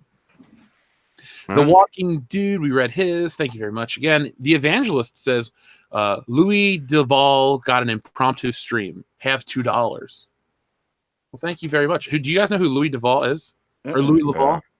No. I do not. Let me look that up real quick. I feel like we should know this, but... Well, while you're doing that, I got a rapid fire for Dion. Okay. All right. Yeah, Bryce Dallas Howard or Kirsten Dunst? Dunst. Kirsten Dunst or Rosemary Harris? Ooh. Rosemary Harris now. Rosemary Harris, 1974. I'm gonna still go with Dunst on that one. All right. I kind of now. Are we going just on Spider-Man 3 appearances?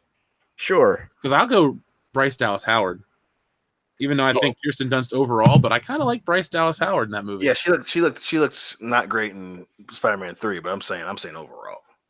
So overall, out of the three, who's the most Roll Tide? I'll go with Bryce Dallas Howard because, you know, the backside. Yeah, that's kind of where I'm leaning to. Like, when I first saw her in Lady in the Water, I was like, she is not good looking. And then I saw her in all this other shit. I'm like, Ron Howard, you weird looking mofo, you made a good looking daughter. Yeah, Opie hit a home run for society. Yeah, genetics won. Yeah. The bums lost. CM says, will this affect the first weekend box office in regards to Terminator? I don't think it'll affect the first weekend box office because the movie doesn't come out to November, right? Right. Yeah. It's 4 months away. What's going to affect the first weekend box office is that the trailer sucked. Yeah, I was going to say how shitty the movie looks is what's going to affect the first weekend box office. Yeah, I mean, Hollywood still doesn't figure it out that it's not the Linda Hamilton film franchise. It's the Schwarzenegger franchise. Yeah. Listen, if they ain't figured it out when they tried to shoehorn what's her name from Game of Thrones into it, they ain't gonna learn this time either. Jai Courtney? Oh yeah. He wasn't in Game of Thrones. Walmart, Sam Worthington, Jai Courtney, absolutely. You know what the worst part about that movie is? There's a worst part? Yeah, Jai Courtney's not it. Ooh. What's that the worst John part? Connor guy? Oh, that whole thing. Yeah. And he was a robot all along. He was a fembot. That was a terrible twist. Damn robots.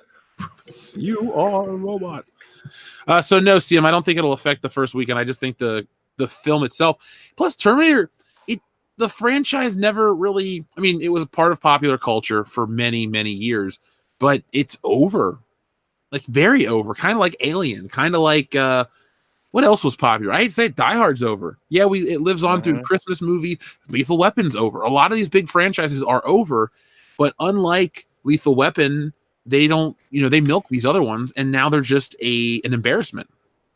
It's not like when was the last great Alien movie? I'm gonna go with Aliens. By far, Aliens. That's not even a discussion. So that's 1986. So the last 33 years, and what they made 4 or 5 films. They've all been shit. Yes. Yep. You could go, well, this was kind of good. Not really. Alien versus Predator, great concept, terrible execution. Mm-hmm. The first Predator, 10 out of 10 movie, love it. One of my favorite action flicks. The other ones, not so much. I know you love 2, Dion. It's very underrated. I remember seeing it. It has Danny Glover and Jake Busey, or Gary Busey, excuse me. Busey, yeah, Jake Busey now. Jake Busey was in the newest season of Stranger Things. He was, and he had a fucking gnarly way to go out, too. Did you watch the whole season? Hillary and I fucking binged it on Friday night. What'd you think of it? I liked it a lot. I liked it almost as much as I liked season 1. I think it was better than 2. I liked it a lot. I did. The ending was a little too sad for me, but Billy is a great fucking bad guy. He is fantastic. Mm-hmm. So you and I are on the same page on that. I'm not even going to reiterate my points. You just said what I had to say. Salvador, thank you very much. He says, just look at the merchandise for T2 Kenner and tell me who the main character was. Always look at the merchandise. Numbers don't lie. Robert Patrick. Yep. He had 14 action figures. No, they did have what'd they have? The Terminator 2 toys were weird. Let me pull up an image of those real quick because I had them. Some of them. Did you ever have any, Kendo? I think I had a couple, but I don't recall exactly which ones. I think I had a Terminator. Terminator. Yeah. Dion, did you have any? I did. I had the T800 with the repeating rifle, and then I had one other one. Did I have? I didn't have a T1000. I think I just had the skeleton T800. Yeah, I had the endoskeleton myself. I also had did I have more? I don't know.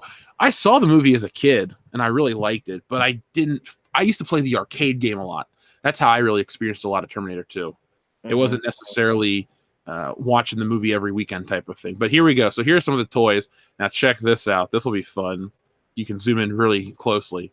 So there we go. Those old school fucking ads for the toys, man, in the 90s. God damn.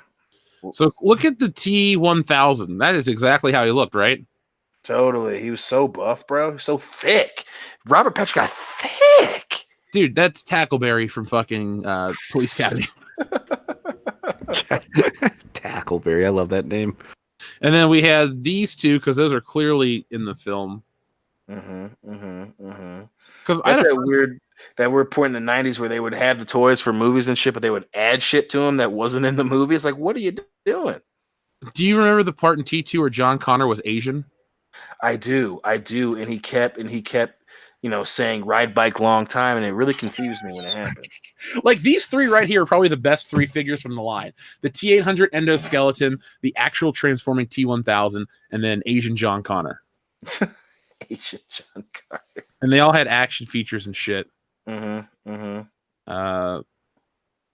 hated action features in toys. Wow, he becomes a pair of binoculars. No, the T1000 becomes Wally. The other one has a gun in his chest. What the fuck good is that even supposed to do? At least the box art was cool. Yeah.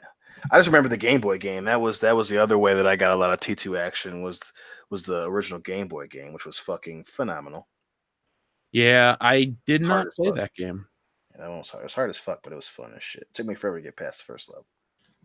Yeah, but yeah, Salvador, that is an Arnold franchise. I don't even think they had a Sarah Connor figure back in the day. Nope. Wasn't too worried about it. I was a Power Ranger kid. I had all the Rangers, including the pink and yellow. So, El Bears Dente sent a giant super chat. Thank you very much. He says, "Hey, Tim Miller, I found a better use for my ticket money," and he sent us 20 pounds. Yeah. Damn right. Thank you. Salute you, sir. Yeah. Hollywood keeps forgetting when you open your mouth and say stupid shit, then people say, well, that's just 20 pounds. Yeah, but that is one person that feels this way. Think of all the people that don't know who we are and don't do what he does. They'll stay at home. They'll do their thing. Just stop. This doesn't help your cause at all. I had an idea. Maybe the night that movie comes out, we should just do like a really long live stream drunken watch party of the first 2 Terminator movies, the only 2 Terminator movies. And we encourage people to spend it with us as opposed to going and seeing a movie where the guy wants to insult and call you names. Should we do that every time there's a woke movie, like a remake or a sequel? We do the original here on the channel? Yes, it'll be the World Class Bullshitter Symbiote special. Yeah, it's how we okay. So that is November 1st. Dion, I know your birthday is relatively close to that, but let's keep that date open. Cool. And let's make that happen, folks. Yeah. November 1st. Always. Yes. I wish we could do it for Star Wars, but we kind of have to see it for the channel. Yeah, that's kind of a big deal. I'm gonna fucking make Hillary go because last time I went by myself, I had a fucking bad night. For what? Fucking Last Jedi. You're coming here. We're having a whole thing. Oh yeah, duh. Yeah, I forgot about that. It's gonna be episode 2 hundo. Yeah, that's our. So we can talk about this on air because it's really not a secret. We're going to get a place and we're basically going to do an all-night stream. So we're going to go see the movie at 7 o'clock or 6 o'clock or whenever the earliest we can see it is. And folks, do not watch any other live review. Watch ours. We're going to be the first. We're going to be the best. We're going to go all day. We're going to answer your questions. We should do a pre-show, a post-show, all this shit. We should treat it like a big thing. You want to do it, guys? Yeah, we're gonna kill the dick out of that movie. Yeah, we are going to kill the dick out of that movie. Thanks, Disney. We're going on vacation. No, we're going to review the film, talk about it, have that stuff. By then, we'll have our call-in feature. Mm-hmm. Ooh. I can't wait till December. I can't wait to get shit-faced and do that. I can't wait. Yeah. Yeah. Luckily, if we have to take an Uber from the house to the theater, it's like a mile. So it's going to be like a $4 ride. They might not even do it. Shit, we might even get our own cars at that point. Just you know what? Fuck it. Let's just get a limo. I need a limo from here to here. Sir, it's $200. I don't care. Did I stutter? Yeah. Do you know who you're talking to? I am a world-class bullshitter. Yes. What? Who? Star-Lord style. All out of bubblegum. Thank you very much. He says, is that Dion's glamour shot for the remake of Hot Tub Time Machine? Or did someone just tell him that the stripper is a trap? We should totally... I would love it if we made our own Hot Tub Time Machine because I love that movie too. Well, the ending would just be us beating the shit out of those guys to take the fucking the controls back instead of doing all that bullshit running around. We'll beat his ass. Let's beat his ass. Yeah. So we'll save Crispin Glover ourselves. Speaking of Chevy Chase movies, I saw the absolute worst one today. Next to Nothing But Trouble. Caddyshack 2. Damn. That's right, because he's the only original cast member from the first one in that one, isn't he? Yeah, I think. Yeah, because Dan Aykroyd's not in the original. Put it like this, it was so bad that I had to put on the original just to wash the taste out of my mouth. Caddyshack 2 is a terrible film. God damn. It's not good at all. I remember watching it and it was so bad. Because I remember I thought that he got Jaws 2'd, but no, I think he was just he was in asshole chase mode and was just taking money wherever he can get it, and he made that terrible ass movie. Yeah, had Robert Stack in it. Yeah, Robert Stack was terrible in that film. Yeah, and the guy that wanted to be Rodney Dangerfield but wasn't Rodney Dangerfield. Yeah, Discount Dangerfield. Yeah, it's like, all right, so we're pretty much Caddyshack 2. We're just gonna go ahead and recast all the iconic roles, and we're gonna try to make the exact same movie again. Yeah, no, it didn't work. It was awful. Yeah, I don't even think it was rated R, was it? I don't. Okay, Google. Caddyshack 2. Because I know the first one was. It's rated PG. Well, there's another reason with the movie. You take an R-rated movie and make it PG, not gonna work. Nope. That's exactly what happened with. Oh God, what's not RoboCop? There's one action franchise where not action, but Vacations like that too. The first one's rated R. The second one's rated PG. Yeah. But it does have boobs in it. No, PG-13, I think. But it still has boobs. Yeah. It's cool. Rusty. Well, it was 80s. You could get away with that. Yeah, it was a simpler time, a better time. So let's take a break from the super chats to talk about Dion's most desired topic for the evening. Ooh. Dion, you wanted to bring it up. We covered it on the High Council, but not everybody that watches this show listens to the High Council. The Brawl in Disneyland, the Smackdown in Toontown, the most embarrassing thing to ever take place on a Disney property since Galaxy's Edge was released. Tell me your thoughts on it. First off, fucking hilarious, right? Because it's just a group of motherfuckers. You don't know who's on the good side, who's on the bad side. A dude and two fat chicks and a random dude walking in and out of frame are just slugging each other. And literally, I think at some point they all hit each other. So I don't know what the fuck's going on. So you got the big man, and he's just, talking shit as folks like that tend to do. Talking shit, slapping one chick, no one's doing anything. Everyone's just like, where's security? Security refuses to show the fuck up. He's grabbing chicks by the hair and uppercutting them and shit, which is bad too, because they got their fucking kids are in the walkers. Everyone's just looking. Dude starts, I'm ready to go to jail. They split up, then they come back together, and they start fighting, and they're gonna walk away. And then my favorite part, dude's grabbing a chick, he's uppercutting her, being a real asshole. And some random guy comes out of nowhere, fucking puts him in the rear naked, and fucking puts him to sleep. So they put him to sleep. Captain Chokeout walks up, puts him down on the ground. He's sitting there for a minute. Security's taking forever. They finally show up. And then he eventually just says, fuck it, whatever. And he walks away. And of course, on cue, as those motherfuckers do every fucking time, he gets up, he goes, who the fuck choked? In my favorite part of the video, who the fuck choked me? Who, motherfucker, you got the wrong one. Put your hands on my neck. Who fucking choked me? Who fucking and he's looking around for the dude, not knowing that the guy walked away. Who fucking acting tough right on fucking cue, like he didn't just get put to fucking sleep like a little baby back bitch, And then he's like, whoever the fuck choked, that's the boy. Y'all got the wrong one. Then he walks off stage left, and then the video fucking ends. And that was by far my favorite part of that whole video, because it's always after the fact they come to talking tough, and then and of course the other part was the chick gets hit in the face by the other fat girl, and she full on LeBron just falls to the ground, LeBron James, and she's laying down on the ground like she's been sucker punched in the jaw and she's been knocked unconscious. And the other fat was like, oh fuck you, no you did, and it was so I want you to dub the fight. Absolutely, we gotta do that. That's another skit in the making right there, baby. Throw down in Toontown. The first time I had heard the story, and then we watched it on the High Council frame by frame. So was it every frame a nightmare, EFAN instead of EFAP? It was a good time, but I still haven't watched it with the sound on at full speed. So I think I need to do that soon. Dude, you need to. It's kind of an embarrassment how poorly Disney handled it. Well, I think the other bad thing too is, just their security is fucking terrible. They got all these people in this park, and again, this is a park that sells alcohol. And I didn't go to Toontown when I was there, but I'd bet dollars to assholes that they were selling booze there. What a comparison, Mark! Thank you very much. So anyway, how's the sex life? I can't tell you that. God damn it! God, I love that movie. But yeah, they fucking security took forever to get there. And you can't put that in the hands of other bystanders. It's not their job to break up fucking fights at Disneyland.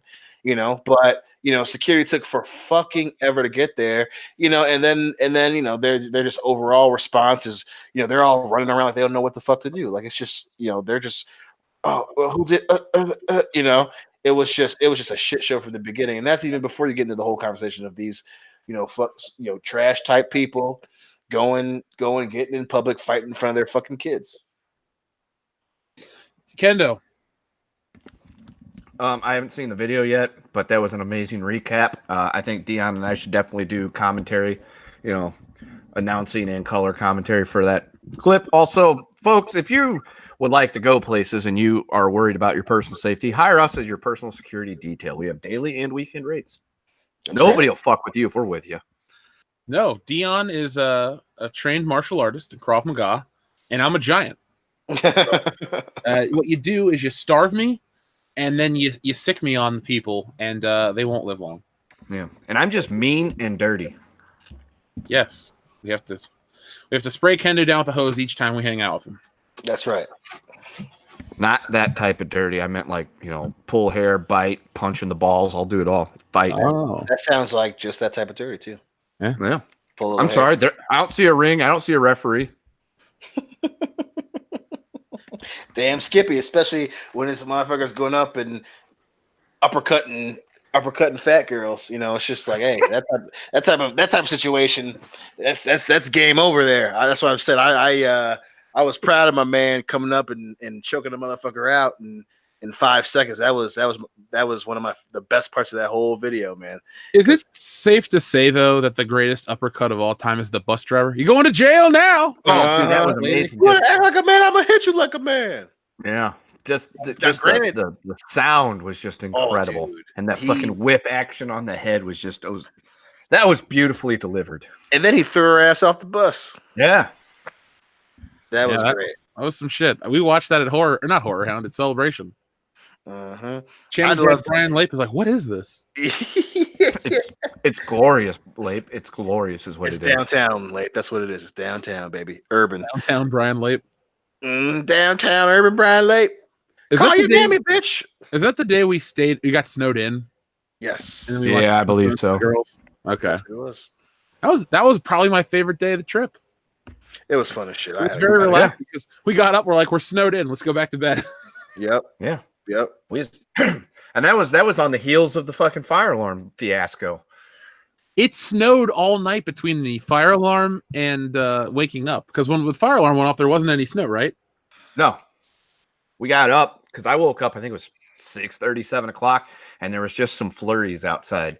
And then within an hour, there was like 6 inches of snow on the ground. I'm like, I don't think we're going downtown today because I don't feel like riding for an hour in a car in 6 inches of snow. No. When it comes to Celebration next year, folks, it'll be in sunny California. So there will be an earthquake or something? Probably. Most likely, yeah. Okay. Well, guys, if we die, I loved you all. It's been an honor, boys. It's been an honor. Yep. So raindrops keep falling on my head says, oof, bad time for beep boop when you said Schwarzenegger.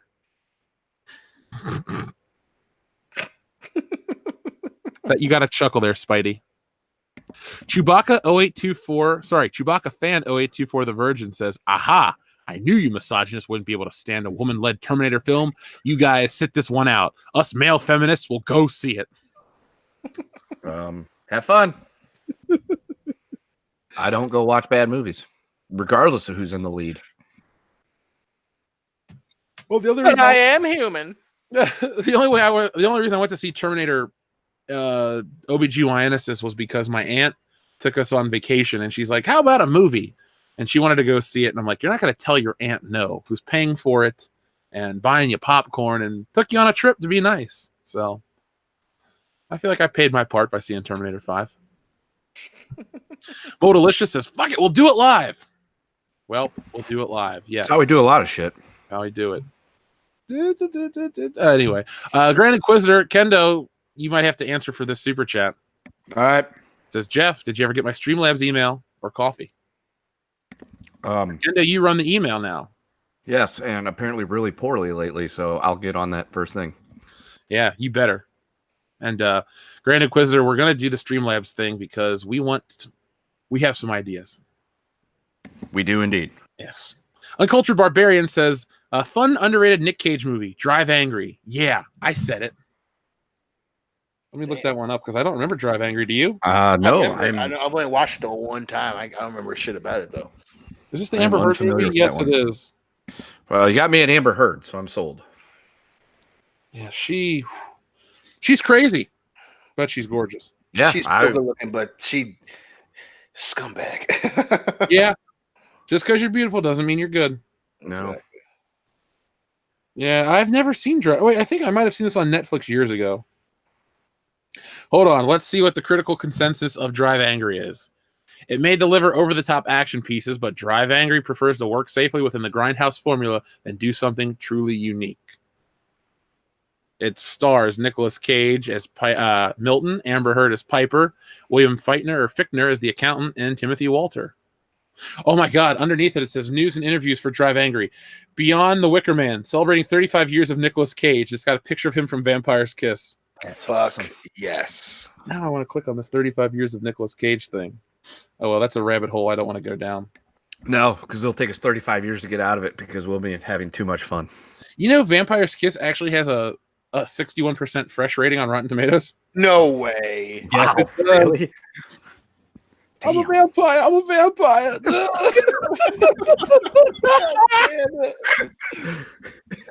You know what else? You know what another decent Nicolas Cage flick is? Is The Weatherman. I don't know if I've seen that one. You gotta watch it. It's kind of weird.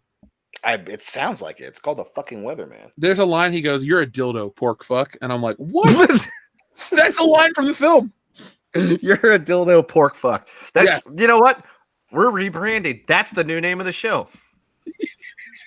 YADPF. Yes. Hey, did you guys hear the latest "You're a dildo pork fuck" video?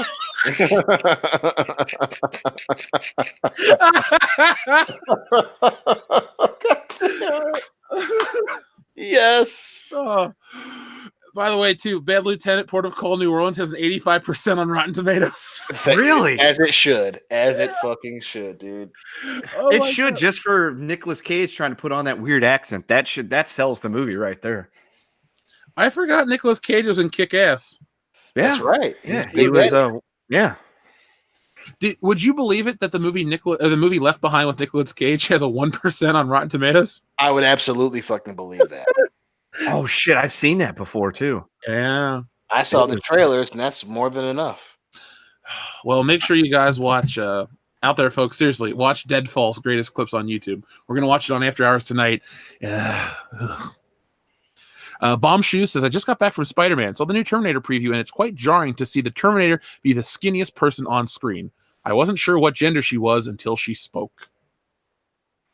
I don't really like her as an actress outside of *Halt and Catch Fire*. That is like an odd casting choice. What do you guys think? Well, see, I didn't watch a whole lot of *Halt and Catch Fire*. You know, I think I saw the first episode and I liked it. I obviously not enough to finish the series, but I'm not a huge fan of hers either. I think that's outside of Terminator. *Halt and Catch Fire* is her most famous role. She was in some other bullshit. But yeah, I just we talked about this when the poster got released. It's she doesn't look intimidating. That was some of the best moments of the good Terminator films. Is someone that fucking looked intimidating. If there was anything that was wrong with Terminator 3, it was that Christiana Loken was a short, big-breasted woman walking around in burgundy fucking leather. It didn't look cool, Mm-hmm. And then you have this really skinny girl with a fucking bowl cut. And it's like, okay. And then they're saying, oh, well, you're supposed to like her because she's going to make dudes scared. It's like, that's not a character trait. No.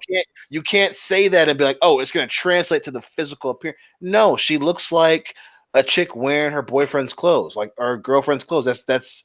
It's not something that's going to make me go and see a film. That's not a selling point. And you can't make that a selling point just because you keep saying it over and over again, So yeah, I outside of what's his name is the Terminator, now we got, Terminator Espanol, they're both really bad casting choices. Terminator Espanol. I think it's just they're trying to give the opposite of, Terminator, big, masculinity, muscles, sheer power and force. Now, Twiggy with a twist. Well, and that's the weird thing, right? Because, that's one of the biggest problems Hollywood is having, right? They keep doing these things and then feigning it as a risk, right? So for them, the risk that they want to sell people as part of that hustle is, oh, we have a chick who's kind of androgynous, and then we got a Mexican Terminator who's walking around in plaid button-ups. That's a risk, right? That's risky. Where if you really wanted to play that card, you would have did what Cameron did in Terminator 1. You'd have made her the bad guy. Arnold Schwarzenegger played the killer in the first one because he read the script. He was supposed to be Kyle Reese. He read the script. He was like, you know what? I want to try being the bad guy in this one. And it worked perfectly. It worked. He was scary as fuck, right? but fast forward to this one, they keep wanting to try, but we're gonna protect. We're doing empowerment, and that's the risk, right? But we're gonna prove that it works, right? No, if you wanted to be risky, you truly wanted to put your fucking your feet to the flame, you would have made her the bad guy, and then you have free reign to be as weird as you want. But no, you wanted to make her the hero. You wanted to make her the heroine because you want to push forward this narrative that, hey, everyone hates it. We're going to prove them wrong. No, it's in the trailer looks fucking terrible, because it's this forced heroine nature. I'd have very much rather seen her be the fucking bad guy and you do something else, maybe make it another human savior, whatever. But I think that would have been a hell of a lot better selling point than, hey, I stopped this rebar with my arm and I am human, Linda Hamilton. I am. That's like, fuck. Well, now I know this. Now I know what the selling point is. We're chicks. We're all chicks. Get it? Because we got tits. Get it, guys? Well, I don't know if that's she not does. a risk. Who knows where this weird ass movie is going to go. But they feign these power moves as risk taking, and it's like, no, it's not. No one's saying the movie's not going to do well because it's a chick. It's because you're not doing anything new. It's and bullshit. Terminator's a dead franchise. That would be the risk, doing something new. Exactly. I think it might not have been great, but you have her be the bad guy. You've got this weird looking chick murdering people, and you make it rated R. That'd have been fucking fuck. That's at least something. It's a lot better than Terminator 3, where it's just Christiana Loken with big old titties. And I feel like you mention that part every time you say her name, and I'm cool with it. I do, because she is really good looking. Yeah, but whatever happened to her? She did like Blood Rain and then disappeared. Yeah, that's exactly what happened. She did Blood Rain, and then everyone's like, "Oh, that's terrible." Yeah, it's UA Bowl fucked her career up, and I feel so bad for her. Well, Michael Madsen did okay. Yeah. He was in that movie. Right, but it's he was Michael Madsen before that. That's true. Michael Madsen's pretty awesome. Yeah. I was reading Sin City, the comic, and and I watched part of the movie. Michael Madsen gives a terrible performance in that movie, but I still love him. Everything based on a Frank Miller thing, they always do. So with that accent, I don't know if that was supposed to be in a Sin City accent, or they wanted him to go for that old comic book character thing. But him being, think about it long and hard, Kerrigan. I'm like, why? And I love the first Sin City. And even as a kid, I was like, why? As a teenager, why is he talking like that? Yeah, I was about to say, you weren't very young when Sin City came out, because I was 15. Yeah, we were teenagers. I know we were 16. I was 16. You were 15. Yep. But yeah, even back then, I was just like, why is he? And he wasn't the only one doing it, but that was just, every time they do a Frank Miller-based property, there's always something weird, like the voice, like they're trying to do a different voice, and I guess be reminiscent of Silver Age comics, I guess. But yeah, making Michael Madsen talk like that was the dumbest fucking choice for that movie. Now, our next super chat made me laugh. Samantha Jenkins says, "Carpool to Area 51." Have you guys seen this about like everyone's going to descend upon Area 51? Yeah, they can't get us all thing. One, they can. It's the United States government. Yes, they can get all of you. I mean, I don't know what strategy they're planning on using, but the fact that they've announced ahead of time when they're going to do this, yes, they if there's really something there that the government really is dead set on protecting, y'all ain't getting in. Yeah, I really hope it's just trolling, but it's just like, let's remember, team, the guys that are guarding, Area 51, they're trained fucking killers. Calm down. Yes. And I'm sure they've got plenty of fly things that can, drop bombs on you when you're trying to, storm the parapets. Is it all just to see if there's aliens there? I think so. Pretty much. Yeah, just to prove that there's something going on there. Well, just watch Independence Day and Brett Spiner will prove there's aliens, and that's the end of it. Yeah, exactly. Or they're just testing secret aircraft that they don't want the communists to know about. I don't know. But anyway, folks, this time next year we'll be broadcasting from Area 51. So, yeah. Shit, we'll rip off the exozone from Gary and Doomcock. Yeah, we're live from Area 51. Fuck it. Yeah. We'll never be heard from again. Yeah. Now, we have a two-parter from Wanderer. Thank you very much, Wanderer. He says, "I work at a movie theater, and while Dumbo was out, a woman saw a sign for our R-rated policy, and she got confused and thought Dumbo was rated R. That led me to think about all the things that could possibly get Dumbo an R rating. One scenario was Dumbo's mom's brutally murdered and the kids that bullied Dumbo. So, God damn. Yeah, that's harsh to think about what we would do to rate Dumbo R. I mean, it would probably be a lot more entertaining. Yeah, it actually Crows come back and cut a rap album. Yeah. Ooh. They would be the CWA of Crows with attitudes. Straight out of Linwood. Yeah. Fuck the ringmaster. I mean, I don't condone this, but to make it R rated, they would have to show like animal violence, which is never cool. No. Right. And dude, I got a great idea for an R rated Dumbo flick. You have Dumbo voiced by like Whoopi Goldberg, and she just comes every 5 seconds. Or no, Gilbert Gottfried's Dumbo. Yes. I'm in. Yes, right there. Perfect. Hickory dickory dock. Yeah. Or what are you, a Homo sapien? Yeah. Or you just make Dumbo, have a machine gun and he just goes around liberating the zoos. Rambo style. Yeah. Dumbo, First Blood. You live for something or you die for nothing.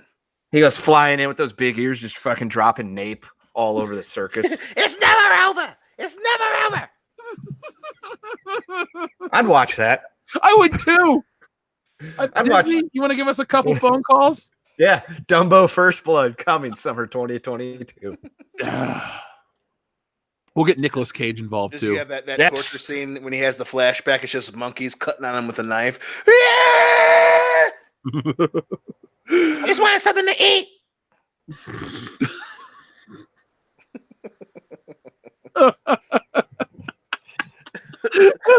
What are you, a Homo sapien?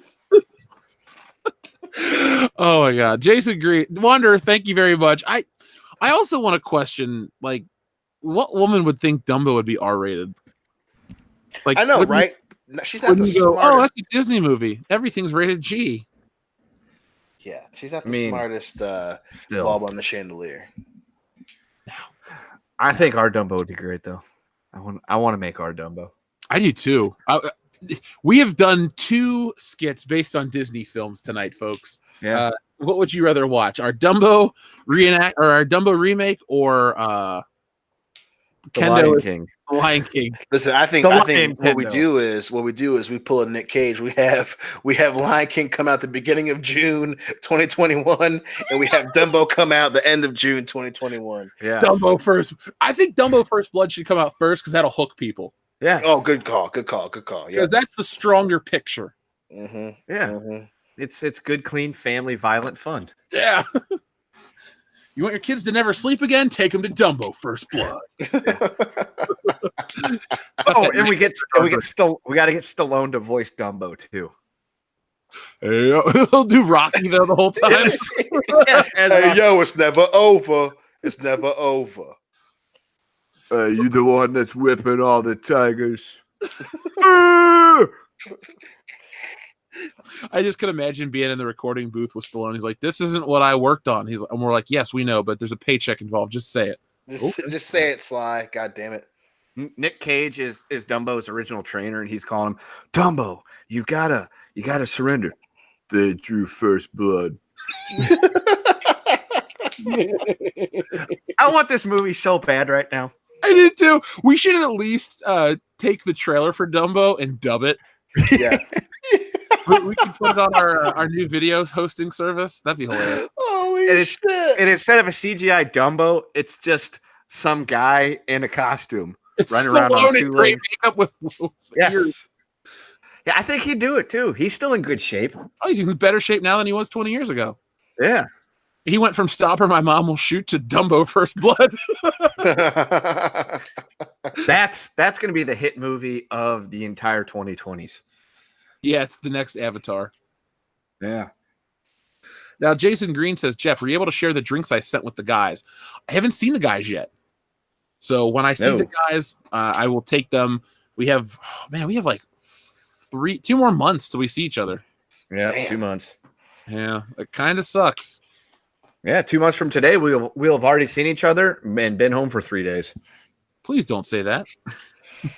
Makes it sound like it's over already. I know, but it hasn't. It's just beginning. I know. Yay. Darth Vader's disembodied Chart Phallus is back. He says, Con Air equals Nicolas Cage. Me equals Darth Vader's Dickless Rage. P.S. P.S. Keep Trey Parker away from me. He wanted to use me as a stunt cock in his new movie. I get that. That's funny. Is that an Orgasmo reference? Yeah, when they call for the stunt cock and Trey Parker's character steps out and then this black guy comes walking up and the director's like, you don't see a problem here at all? And the guy's like, looks up, he's like, nope. And he's like, all right, action. Dr. Coffin Nails says Bad Bond 6. A watched pot never dies. A watched pot. When we have our Woke Busters comic, we should just have a scene where we're in a library and these are titles of books. I think that would be awesome. And then we can have like billboards in the city too. It's like a watched pot never dies. And it'd be like instead of James Bond, it's like Ray Bond or something stupid like that. Yeah. It'll be Idris Elba. Yes. Perfect. Yes. Done. Ray Bond. A watched pot never dies. Oh, the Grand Inquisitor, thank you very much. He says, if you love Nic Cage, go to watch a movie called Firebirds. Co-stars Tommy Lee Jones as Apache pilots fighting a drug cartel. 90s cheese to the max. Sorry, I just had a moment of awesome. Tommy Lee Jones with an earring as an Apache Indian. I will watch that, Grand Inquisitor. I'm taking a screenshot of your super chat right now because I think Dion, who stepped away for a moment, would fall in love with that movie. Mm-hmm. That sounds great. I am all in on that movie. Bikini 90 also said, I was going to ask if you could add Gone in 60 Seconds to the Nicolas Cage stream, but that's from 2000. You know what? We'll make an exception because it's a great movie. Is it? I've only watched it once, so I don't remember it. I think it's a lot of fun. I just remember a kid, you would see the trailer for it, and he would do that hand thing, and then I saw it on satellite once. That was about it. Yeah, no, I liked it. I thought it was pretty good. Maybe we should remake, but it's fun. Maybe we should just spend time, like a whole day of Nicolas Cage, not just 3 movies, like an 8-hour stream. I am 100% on board with spending a day watching Nicolas Cage movies. I am too. We'll just take him to Horror Hound. We'll do a live stream. Like, all right, guys, we're in the middle of Bangkok Dangerous. What do you think? Well, that's what we'll do. That's how we'll spend Horror Hound at the table, just watching Nicolas Cage movies the entire time. Yep. Come find us, folks. Horror Hound, Indianapolis. Modalicious says the politics from Easy Rider, and he also says the politics from Apocalypse Now. So, do you know the context of what he might be saying? Easy Rider, not so much because it's been so long since I watched that. And I'm guessing the politics from Apocalypse Now would be like, I mean, it's anti-war message, I guess. I've seen both films, but like you said, it's been a while since Easy Rider. Apocalypse Now, I like much more. Yeah, it's a good one. Especially the ending. Yeah. Yeah, so, I mean, I guess that's what politics he's getting into is the whole, anti-war political statement, because the movie is pretty much anti-war. Yeah, but I guess I feel like that's a different thing, to make those movies anti-war, to have a different message. But this is the Terminator. Yeah, I was going to say pro-war, anti-war messaging in movies is a little bit different than other type of political agendas, because, war is kind of a big thing, and most people are going to say that it's not a good thing. There's not many people are going to be like, oh, dude, war is great. We should always be at war. Nobody's going to say that. So it's a little different. Yeah. Sorry, it's about killer robots, not, gender issues. But hey, right. Fuck me, right? I like good entertainment. Marc-Andre Plante, sorry, says, sadly, WCBS, people of France love Captain Marvel. Well,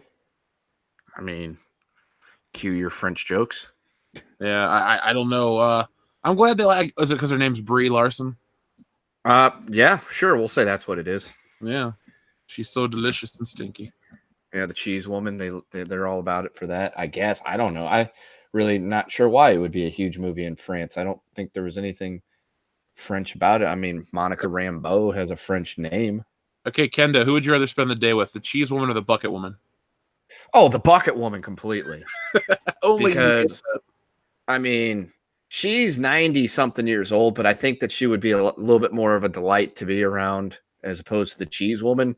Plus, she would tell me funny stories about, being on set with, Richard and, Onslow and things like that. Would probably serve me some tea and scones, and it'd be a nice little, day away. Whereas I think the cheese woman would just sit there and piss and moan and talk down to me the whole time. Probably. By the way, scones are delicious. They are. I am a very big proponent of scones. Is that one of your favorite items, baked goods wise? I would say so, yeah. A good scone is hard to pass up. Yeah, I love the denseness. Mm-hmm. Yeah, you get a nice one like a blueberry or a cranberry and get some butter on it. It's flaky and it's nice, but it's also got, a lot of meat to it. Yeah. Can't go wrong with a good scone. Yeah, or crumpets. Crumpets are great too. I love when we have these shows and then we talk about food late into the night and I'm just like, oh, bakery, please open. But I never go to the food I talk about. I just make myself go to sleep. Yeah. It's like in those old movies. You're going to bed without dinner. Okay. I'm going to bed without my bacon or my scones. Yeah, we're just going to have to go to bed without, dough. Death Trooper 637 asks, have any of you watched or seen the T2 show at Universal Studios Florida? Best Terminator thing behind the first two movies. Kendo? I have not, no. I have. I went in the 90s, probably 96. So the ride was only about a year old, right? I think the ride came out in 95, or the experience. And they had like this Cyberdyne commercial in the beginning, and Shaq was in it. And it was awesome. And when I was a little kid, I thought that was Arnold Schwarzenegger on stage. Because what they did, have you seen the video of it, Kendo? Nope. James Cameron filmed it. So it's got all the actors in it. And they basically come back and do all this shit. But it's like a live show. So you're watching this stuff on a screen. And then all of a sudden, I think it's a 3D show as well. And like these drones come out and fight. And like Arnold busts out of the screen with John Connor on the motorcycle. They fight, they talk, they do their stuff. And then they like back into the screen and you watch it. It's cool. Like I think it's gone, but I remember seeing it at least twice and I fucking loved it. That was Back to the Future was my favorite, then Terminator. Then I liked the King Kong ride. But I have been there. Chris Wick says, hey, you guys. I got my WCBS shirt. Thank you. Speaking Fantastic. Of can JJ do a retcon of Seabiscuit with Tom Holland writing Dion? Happy trails, Hans. Damn. Oh, sorry, he doesn't say Hans. He just said happy trails. Dion, you done shit yet? No, just give me 2 minutes. He can hear me. Great. Dion, you're going to be in a Seabiscuit remake. Yeah, we're going to call it Sea-Boot. Want to hurt me like that? All we've been through, Chris. All we've been through. Sea-Boot. Echo Basement Network says, how much of a rehash do you think we will get in episode 9? I'm going with 30% rehash of Return of the Jedi and 100% terrible film. Yeah, I'm going to go ahead and say we're going to get like a 45% rehash of Return of the Jedi. It's going to be easy to do. It's going to be easy to do. It's also going to be easy to skip if you're not us. Thoughts from the Bat Cave says, hello, fellas. That Disneyland fight, I was there. Oh, nice. Is he like a Brian Williams of the WCBS community? Apparently, because, I'm sure Brian Williams was there too. Reporting live from, the throwdown in Toontown. I'm Brian Williams. Bombshoe says, I saw that Brawl video with the Lion King song dubbed over it. Perfect. Also, if you forgot my other super chat. I did. I read Bombshoe's Spider-Man one. Go back. I will scroll all the way to the top. Okay, so we're back at the top. And we're moving. We're shaking. Bombshoes. Spider-Man Terminator. Nope. There are 2 from you on this screen because I got the super chat screen pulled up. I read them both. Bombshoes, I'm sorry if you missed us talking about it, though, but we did cover your super chat about seeing Spider-Man and the gender until she spoke. Yep. Mongo Ventura, thank you very much. Jeff is Fezzik. Dion is Inigo Montoya. And Kendo is Vizini. I can picture Jeff in a hot robe being pushed on a wheelbarrow saying, the Dwed Pilot Wabert. So, yes, I am Andre the Giant. Bullshit Bride coming 2023. What'd you say? I said the Bullshit Bride coming summer 2023. Our bullshit bride. So, who's Wesley? We'll just have, you can just play two roles. You can be Andre the Giant and Wesley. All right. I mean, I look the least like Carrie Elways on this channel, but thank you. He was in Stranger Things season 3, Kendo.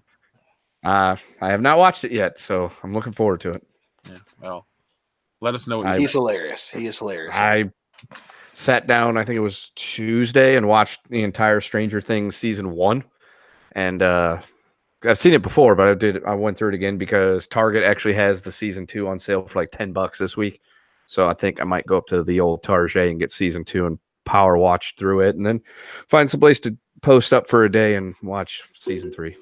I think I'm going to join you in purchasing season 2 because I picked up season 1's Blu-ray. It's like in a VHS box. Yeah. I got it when it came out. I bought it specifically because of how neat it looked, and I wanted to watch it to see what everybody else was getting in, all about. And then it sat there for about a year unopened, and then I finally opened up and watched it once, like last fall. I've yet to open it up, but I just want to collect it because it's kind of a cool box. Yeah, it's pretty neat. Dark Saber Force, thank you very much. He says Michael Madsen is in a ton of movies like Danny Trejo. Look at their IMDb. Oh, dude, he's in a ton. Yeah, he is in a ton of stuff. He's even in some sci-fi original movies. I think it's Piranha. Is he? Yeah, he's the American agent that tells M to get her shit in order. Yep. Gotcha. I've only watched that movie one time, and it was a very long time ago. Don't ever watch it again. We got to start back on our Bond commentaries. We're behind. So that's the only time I'm ever going to watch it again is when we watch it for the channel. Well, we're out of the Roger Moore era, so we have 2 Daltons. Yes. We're waiting for Trent because he's a patron. He requested he's on those. And then it's on to the Brazzers. Tell him clock's ticking. Yeah. When it comes to Brosnan, I don't think we'll have any guests on for those because we'll take those ourselves. Right. And then Daniel Craig's open for people. Yeah, just be like, Chet, get your shit together. We can't fall behind because your ass. We got people to please. Business to run. Suggests Dumbo, voiced by Andrew Dice Clay. What else is he doing today? So why not? I think he's going on tour again, but that's about it. Yeah, with Roseanne, right? Yeah. I would go if it's relatively close to my house. I would go see that show. I would too. It'd be crazy. Shit, I wish it would come to Detroit. I'd drive to you, Dion, to go see it. Yeah, dude. We gotta look up the dates. I'm looking it up right now. I'm looking up Andrew Dice Clay tour dates. Yeah, find out where he's going. That'd be fun. Yeah, dude, that would be insane. Especially if he's, the Dice Man of old. Let's see. Is this okay? He'll be in Huntington, West Virginia, Atlantic City. It doesn't look like we could go because he'll be in those places, and then he'll be at the Anna Diamo Celebrity Showroom. Yeah. We could just go to Atlantic City for a weekend. Yeah. Just go to AC, walk the boardwalk, see the Dice Man, crash at Ethan's house. Oh, damn it. The one time he's close to Dion, I can't. Well, I could go, actually. He's going to be in Warren, Michigan. Really? It's right outside Detroit. October 18th. That's around my birthday. Ooh, that would be a tight fit, dude. Ooh, we might have to. We'll talk about it because that might be a tight. Because I know you got shit going on, but. Well, the week before is when I'm busy. I'd be free by the 17th, I think. Okay, we might have to do that, man. Yeah, that's gonna be so fun. We have to get really drunk to go see Andrew Dice Clay. Fuck yeah. Ted Rod gave $1 super chat. Thank you very much, Ted Rod. There's no message, but we appreciate it. Modalicious gave a very generous super chat that says, unnecessarily gory R-rated movie. Bambi live action, but it's from the perspective of the hunter played by Bear Grylls as he stalks Bambi's mom and successfully uses her carcass for food and shelter. Damn. Whoa. And he thinks that he's going crazy because all the fucking animals are singing and dancing. Yeah. It'd be like that scene in Tropic Thunder when he kills the panda bear and he's like dressed in the panda thing and he's like trying to stalk through the woods. Is it real or is it peyote? I would see that movie. That could be another gimmick on our show too. Pitch us the violent R-rated version of whatever. So Yeah. Dumbo, First Blood's awesome, but so is Bambi. What? How would you do Toy Story? Would it just be like Puppet Master? Yes. Or would it be Puppet about sex toys? No, it would be Andy is the puppet master, brings the toys to life and sends them out to rob and kill his neighbors. Yep, it'd be like Chucky, only with fucking Tom Hanks. Tom Hanks. So Tim Allen. Speaking of Tim Allen, You got a friend. He's fucking cutting his face. You got a friend in me. dude, could you imagine those little green aliens, the claw, and they literally rip your face off? Dude. Yeah. Nicolas Cage is in the movie. Nicolas Cage he's every alien. Oh, that would be nightmare fuel. That would be awful and great. I'm down with that. I mean, there's so many options that we could turn into R-rated movies. All we need is a couple $100 million to buy the rights to do all this. Yeah, we turn every Dr. Seuss book into an R-rated movie. Dr. Seuss books should be R-rated films, Yes, isn't it? they Those should. are fucking trippy. They are. Yeah. Hop on Pop is just about killing your father. One fish, two fish, red fish, blue fish is just like a psychedelic adventure told by Hunter S. Thompson. I was about to say it's like Hunter S. Thompson or what is that movie with Woody Harrelson? Natural Born Killers. Natural Born Killers. Yeah. That's what it is. Oh man. Oh, what about the Cat in the Hat? No, the Grinch should just be like a Christmas murder movie, like Black Christmas. Yep, exactly. Yeah. Dude, we could have the crossover R-rated movie, the Grinch and Nightmare Before Christmas, and it's Grinch versus Jack Skellington trying to like nuke towns and like destroy Christmas. Who can wipe the most cities off the map? That'd be awesome. Oh my god. Well, Jack Skellington has a crew, I believe, or at least some friends. The Grinch is just him and Max. Yeah. My money's on the Grinch, though. Yeah, I mean, but can you imagine him just like flying around in the sleigh, just carpet bombing Whoville? He calls in an airstrike from Dumbo. Yep, works every time. Boy, that guy. I want to see this movie. I want to play this video game. I am all in on the R-rated soundtrack, though. Because remember, when we were talking about being nostalgic for the 90s, all these movies had a song. What is going to be our Don't Want to Miss a Thing by Aerosmith? Guns N' Roses. They got to be relevant. We have to get a 90s band. We'll get Ace of Base back together. We'll do Ace of Base. We'll just do what Ghostbusters did. We'll get fucking Fall Out Boy to do some trippy ass version, but we'll be like, make it fucking weird. Okay, I'm not afraid. So Fall Out Boy's gonna come back and they're gonna cover what 90s song? Boom Bop by Hanson. There you go. Absolutely, goddamn. Or we just get Hanson.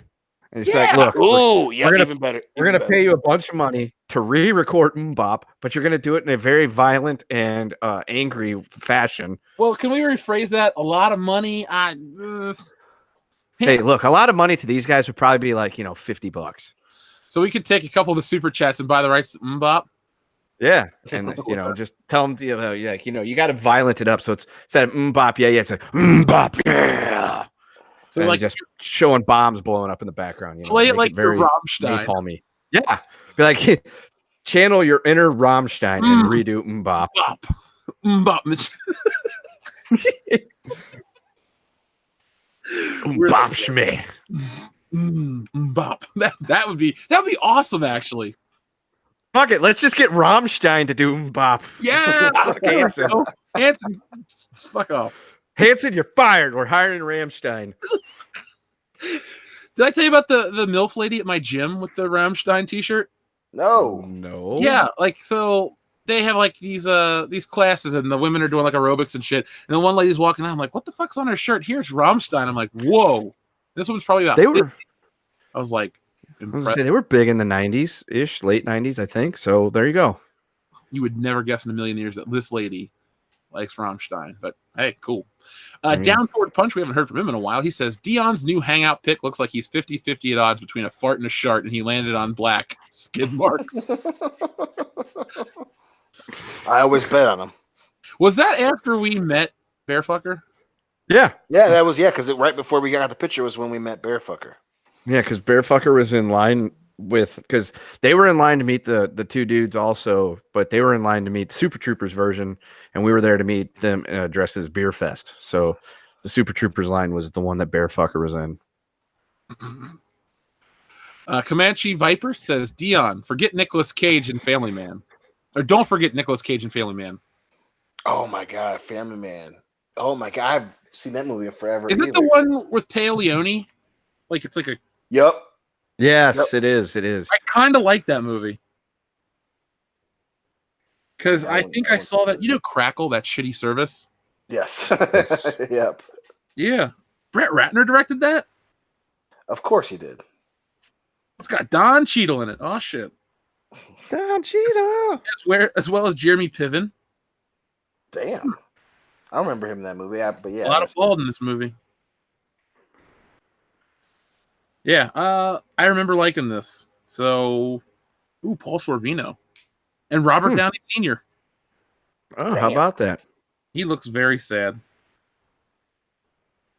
Robert Downey Sr. looks like a mix of Robert Downey Jr. and Mr. Ditkovich from Spider-Man 2. You'll get your rent when you fix this damn door. Oof. I love that. Cesario Japan, thank you very much. He says 1974 Gone in 60 Seconds is better than 2000 Gone in 60 Seconds. Actual metal on metal carnage for 30-ish minutes straight. CGI can't replace that. Yeah, no, I completely agree. The original Gone in 60 Seconds is far and away the more superior movie, but the remake of Gone in 60 Seconds has Nicolas Cage. Isn't the original one feature Steve McQueen? I don't know. No, I don't know. Was Steve McQueen dead in 1974? No, Steve McQueen died in, I think, 81-ish. I don't know. Pull up the Gone in 60 Seconds 1974 and see who's in it. I don't think it's Steve McQueen. I think you're confusing like that with Bullet. Because that is a Steve McQueen. And I mean, he would trump Nicolas Cage. Not going to lie. Okay, Gone 60 Seconds stars H.B. Halicki, Marion. I don't even know. Who the fuck are these people? They're not Nicolas Cage or Steve McQueen. Who is Marcos Costicos? He started the Costco franchise after he stopped being in movies. Oh, well, that makes sense. I mean, Costco is a very ethically and sound running grocery store chain. I prefer them to Sam's Club any day of the week. Yeah. So I would say that's who that is. Marc Andre Plante says R-rated movie, Lady and the Tramp eating humans. Oh, yeah. Lady and the Tramp are rabid. Apocalyptic. And they end with eating like the organs are like slurping down the long intestines of a guy. Yeah. Be a lot better than the actual Lady in the Water. We're talking about Lady and the Tramp, Dion. Oh, wrong lady in something. Wrong lady.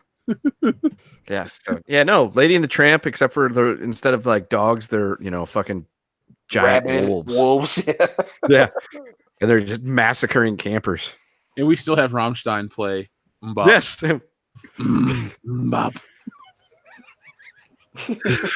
Down Forward Punch says instead of 101 Dalmatians, it's 101 furries who get dropped into a volcano. Are rated rough. Yeah, I would say it's called 101 Cremations, and damn. And it's about people going around just killing and cremating the bodies. Do we want to get Drowning Pool to play the song? Yeah. Drowning Pool. I don't know. Yeah. What song would we have them play, though? Let the bodies hit the floor.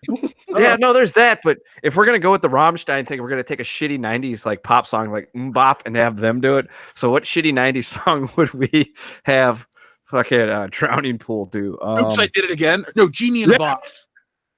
Yeah, Genie in a Bottle. So there you go. So 101 Cremations starring Nicolas Cage and Shia LaBeouf with, Drowning Pool playing Genie in a Bottle. Oh, I love it. I love it. It's fucking... I'm trying to visualize what that would sound like.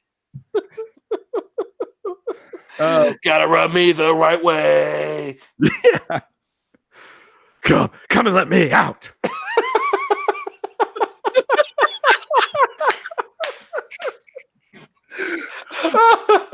Holy shit.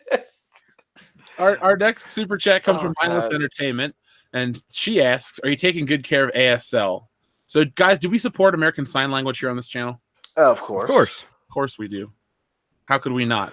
We love everyone who listens to the show. Yes, as a person that has a deaf friend, I am all aboard on the ASL train. All right, Godfather. Pooping ain't easy. Modalicious says Tangled is Neither the story. Aaron. Wow. Jesus. Tangled is the story of a World War I soldier who has a habit of getting stuck in trenches fences. All of his friends die. Soundtrack by SoundCloud.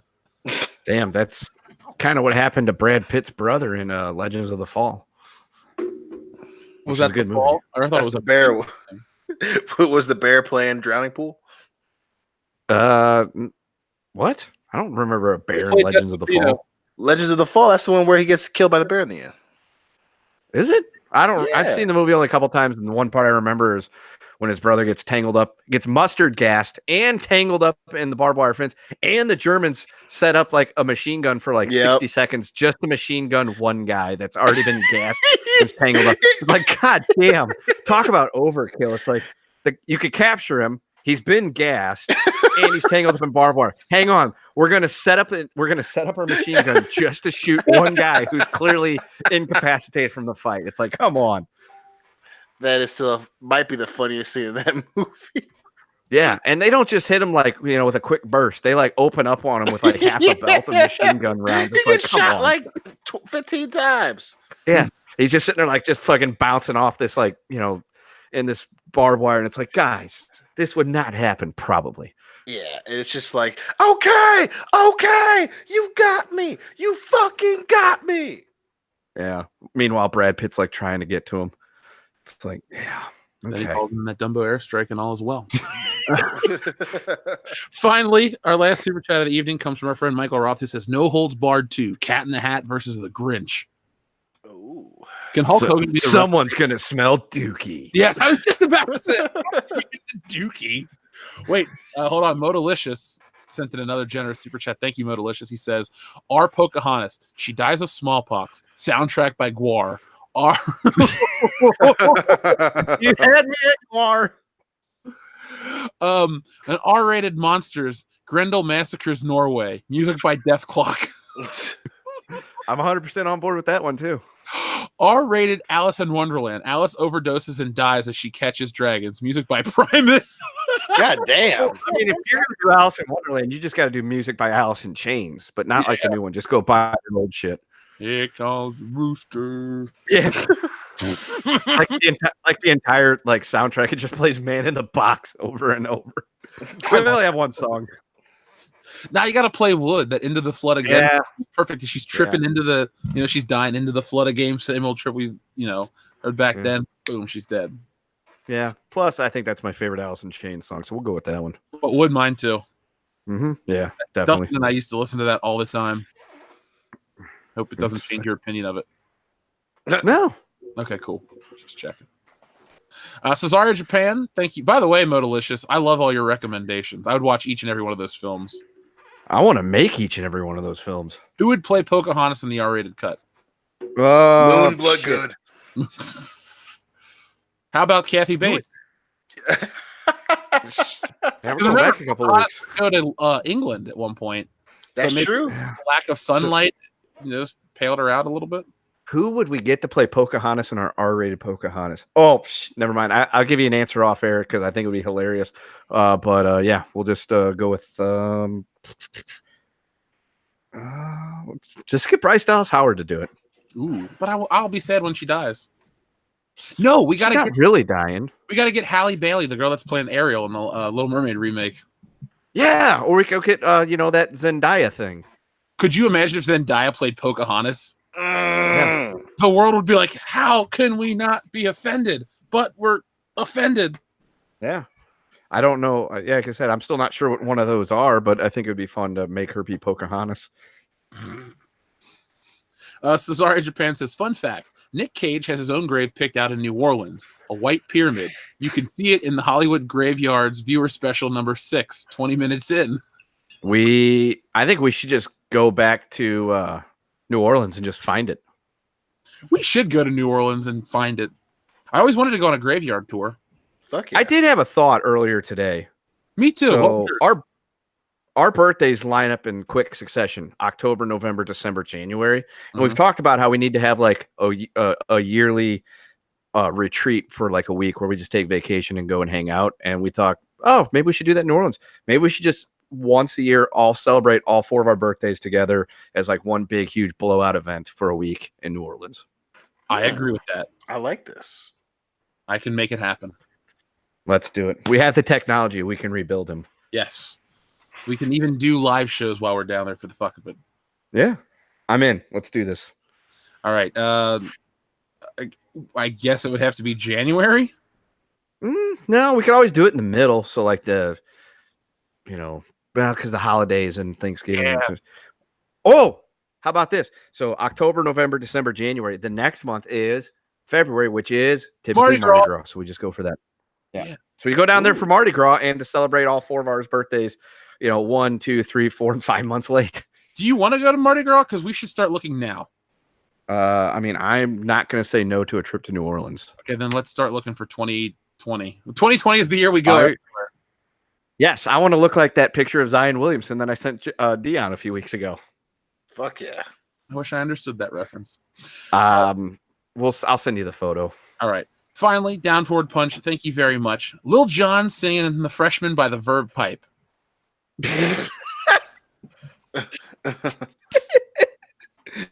Okay. What? I'm trying to think of how that one would go. Yeah. No, what you do is you just get the Verve Pipe to sing. We were only freshmen. Yeah. You treat Lil Jon like you treat T-Pain in the I'm on a Boat song from the Lonely Island. He just comes in for like a middle part. Also, Marc-Andre Plante, sorry if I'm butchering your name, sir. The Fox and the Hound, gladiator version with Russell Crowe voicing Fox, shouting to the farmer/hunter, "Are you not entertained?"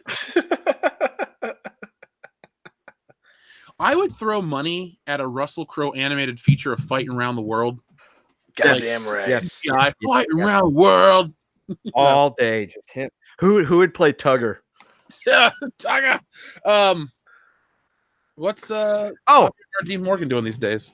Yeah, I was gonna say, or we get Ben Stiller. He played Tug Speedman, so Tuggernuts, rum tum. Yeah, I was gonna say Matthew McConaughey referred to him as Tugger several times, so that's just a natural transition. Would you wear a Tuggernut t-shirt, Dion? Goddamn right I would. I want to make us so many of our own like joke t-shirts that we just wear at places like, hey, it's Tuggernut. I get that. Yes, it is. listen to our show. So, folks, we have reached the end of World Class Bullshitters episode 180, a nice long 2.5 hour extravaganza. Nick, Kendo, is there anything? Well, Kendo's not, or Nick's not here. Sorry, Nick. Nick, are you there? No, it's me, Margaret. No. Money shot. Yeah. Boom. Oh. For an audience. Sorry. Oh, God. I don't think you guys have anything you want to plug, do you? Nope. Well, I will plug my live stream with Jesse Milestone this coming Wednesday. It may be on her channel, it may be on mine. We're going to flip a coin and decide who gets the inaugural episode. But it'll be a weekly thing. We got a cool format. So if you want more from me and you want more from her, check us out. We'll be on Wednesdays at 6 p.m. Eastern Standard Time, 3 p.m. Pacific. Is that how that works, right? Yes. Okay, cool. Yes. Hours, time, minutes. So, folks, I have a video I'm going to work on for tomorrow, so make sure you come back in the morning to listen to that. It's a lot of fun. I had so much fun recording it. It's about the Lion King, and, well, you won't find anything like it anywhere else on the internet. So make sure you guys are subscribed with your bell notifications turned on. We're going to go over to After Hours. We're going to watch the scene from Nicolas Cage's Deadfall. Dion's going to perform his Little Mermaid reenactment of and we're going to have a hell of a good time over there. So if you're a patron, you're going to love it. That should be up by the morning, depending on how long we go. And this will be archived. Well, actually, no. The podcast stays live. It's part of the brand. So if you catch us on YouTube, it'll always be here. But we'll also be on Podbean, iTunes, Stitcher Radio, and the like. So thank you to everyone. We had a hell of a night. Huge turnout. Awesome. Hit the thumbs up. Should have asked you at the beginning of the show, but fuck it. I was having a great time enjoying. And as always, folks, be excellent to each other. Go American Sign Language.